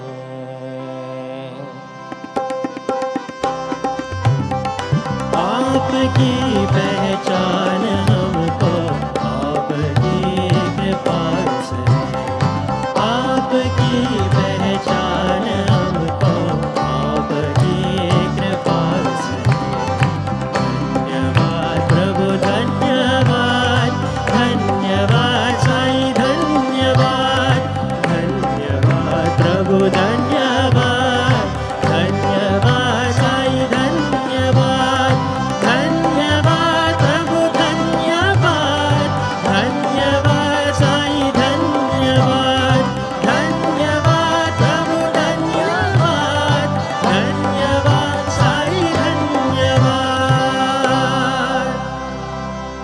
जो भी है हमारे पास आपकी कृपा से है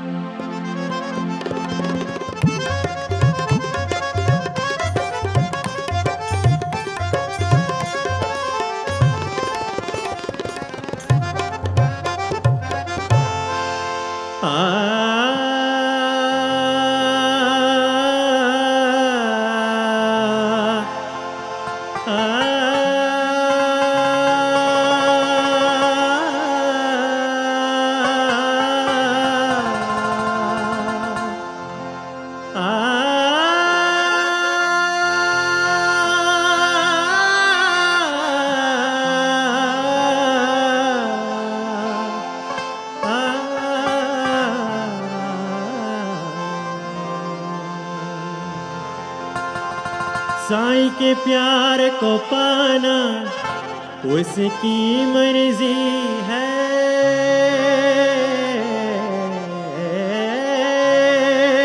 उसको महसूस करने की आदत से बनती हमारी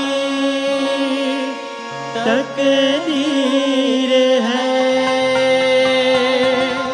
बनती है ये तकदीर तेरे दर पे ओ साईं।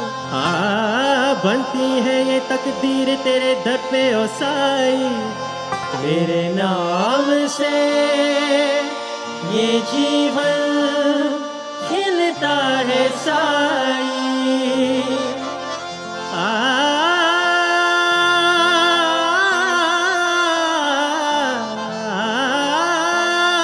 कभी सोचा है आसमां में सात रंग क्यों है?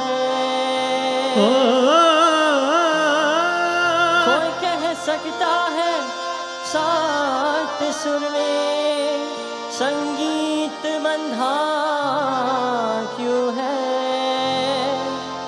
क्योंकि रंगों से भरी ये दुनिया उसकी अमानत है। सातों सुरों के नगमे उसकी इबादत है। इबादत इबादत उसकी इबादत। इबादत इबादत ये उसकी इबादत। रंगों से भरी ये दुनिया उसकी अमानत है। सातों सुरों के नगमे उसकी इबादत है। प्यार के रंग अनोखे उसके, प्यार के रंग अनोखे। मेरे साईं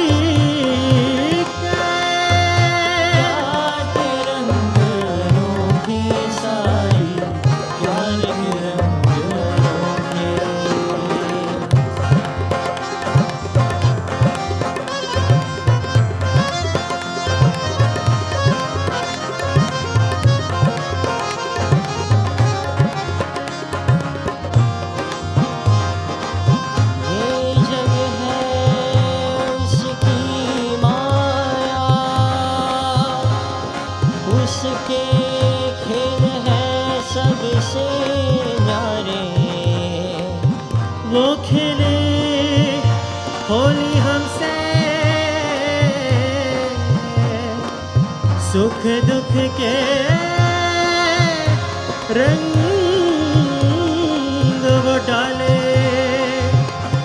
ये जग है उसकी माया, उसके खेले सबसे न्यारे। वो खेले होली हमसे, सुख दुख के रंग वो डाले। सुख दुख के रंग वो डाले, उसी रंग से बनी ये दुनिया, उसके रूप निराले।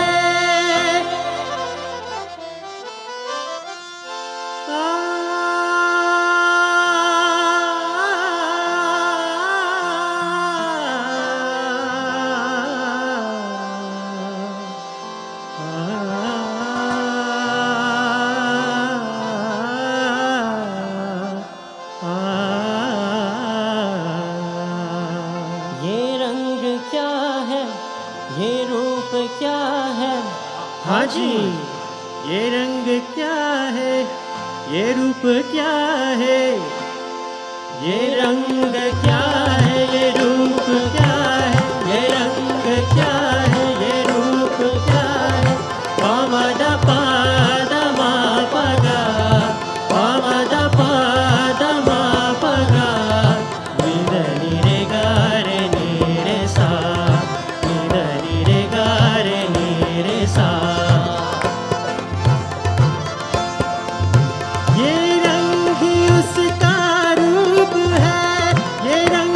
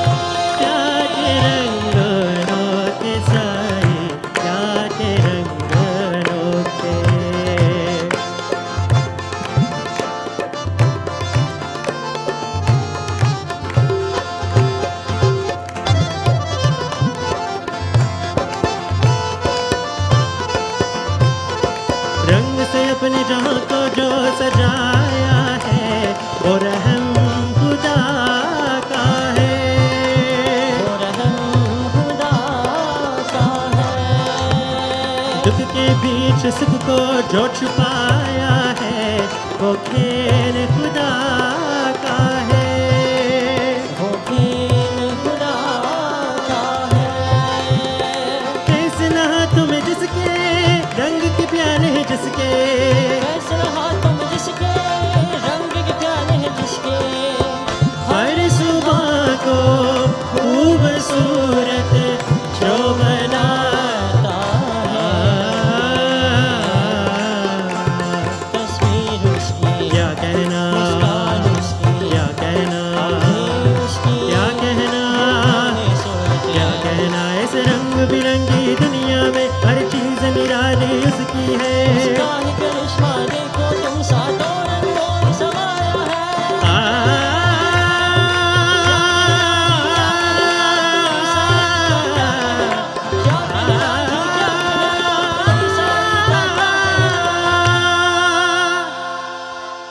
एक गरस के हम हैं प्यासे, पास हमारे आना, प्यार के रंग अनोखे साई, प्यार के रंग अनोखे, प्यार के रंग मेरे साई,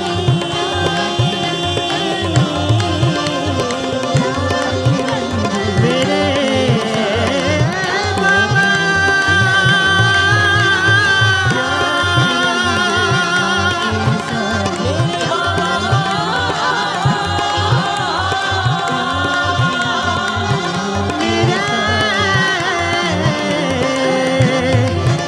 साई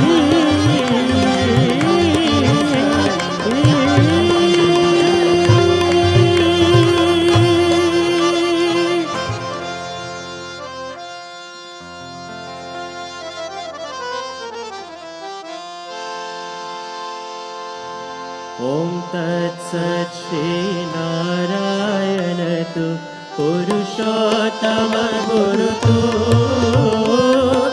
सिद्धबोध तु स्कंद विनायक सविता पावक तु, सविता पावक तु, ब्रह्ममजतो यवशक्तितो येषु पिता प्रभुतो, रुद्र विष्णुतो रामकृष्णतो रहीमताओ तु, रहीमताओ तु, वासुदेव को विश्वरूप तो चिदानंद हरितो, अद्वितीय तो अकाल निर्भय आत्मलिंग शिव तो, आत्मलिंग शिव तो, आत्मलिंग शिव तो। ओम जय जगदीश हरे स्वामी सत्य साई हरे, भक्त जना संरक्षक, भक्त जना संरक्षक पति महेश्वर। ओम जय जगदीश हरे। शशिवदना श्रीकरा सर्वा प्राणपति स्वामी सर्वा प्राणपति, आशित कल्पलतिका, आशित कल्पलतिका आपद्बांधवा। ओम जय जगदीश हरे। माता पिता गुरुदेव मरियल दयु नीवे, स्वामी मरियल दयु नीवे। नाद ब्रह्म जगन्नाथा, नाद ब्रह्म जगन्नाथा, नागेंद्र शयना। ओम जय जगदीश हरे। ओंकार रूप हो जय श्री ओम साई महादेवा, सत्य साई महादेवा। मंगल आरती अंधको,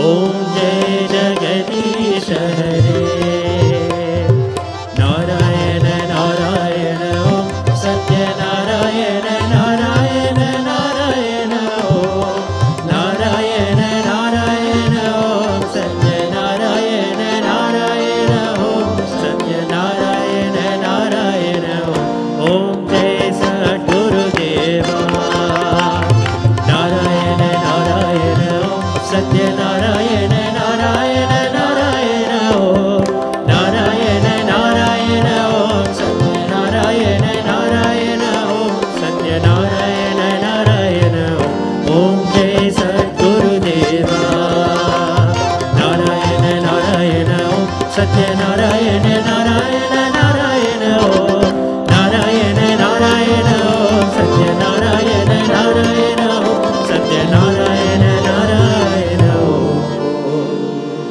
ॐ जय सद्गुरुदेवा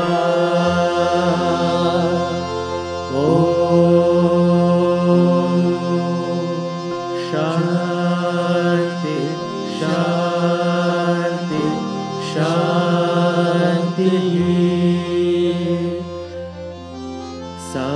साईश्वराय विद्महे सत्यदेवाय धीमहि तन्नः सर्वः प्रचोदयात् ॐ साईश्वराय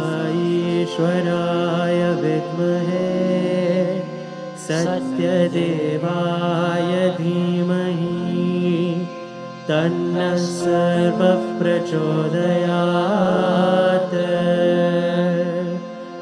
ॐ साईश्वराय विद्महे सत्यदेवाय धीमहि तन्नः सर्वः प्रचोदयात् ॐ साईश्वराय विद्महे सत्यदेवाय धीमहि तन्नः सर्वः प्रचोदयात् ॐ शान्ति शान्ति शान्तिः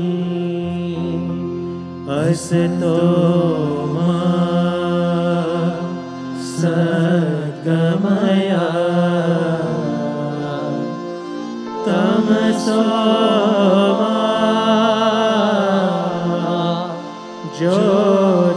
ज्योतिर्गमय मृत्योर्मा अमृतं गमय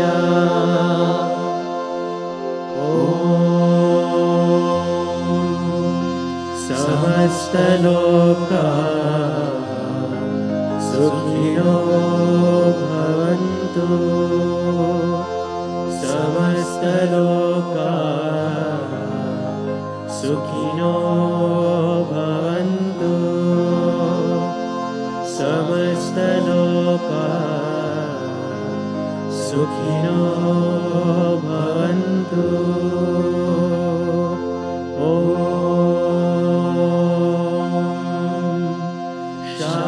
शान्ति शान्ति शान्तिः जय भोलो भगवान श्री सत्य साई बाबा जी की जय।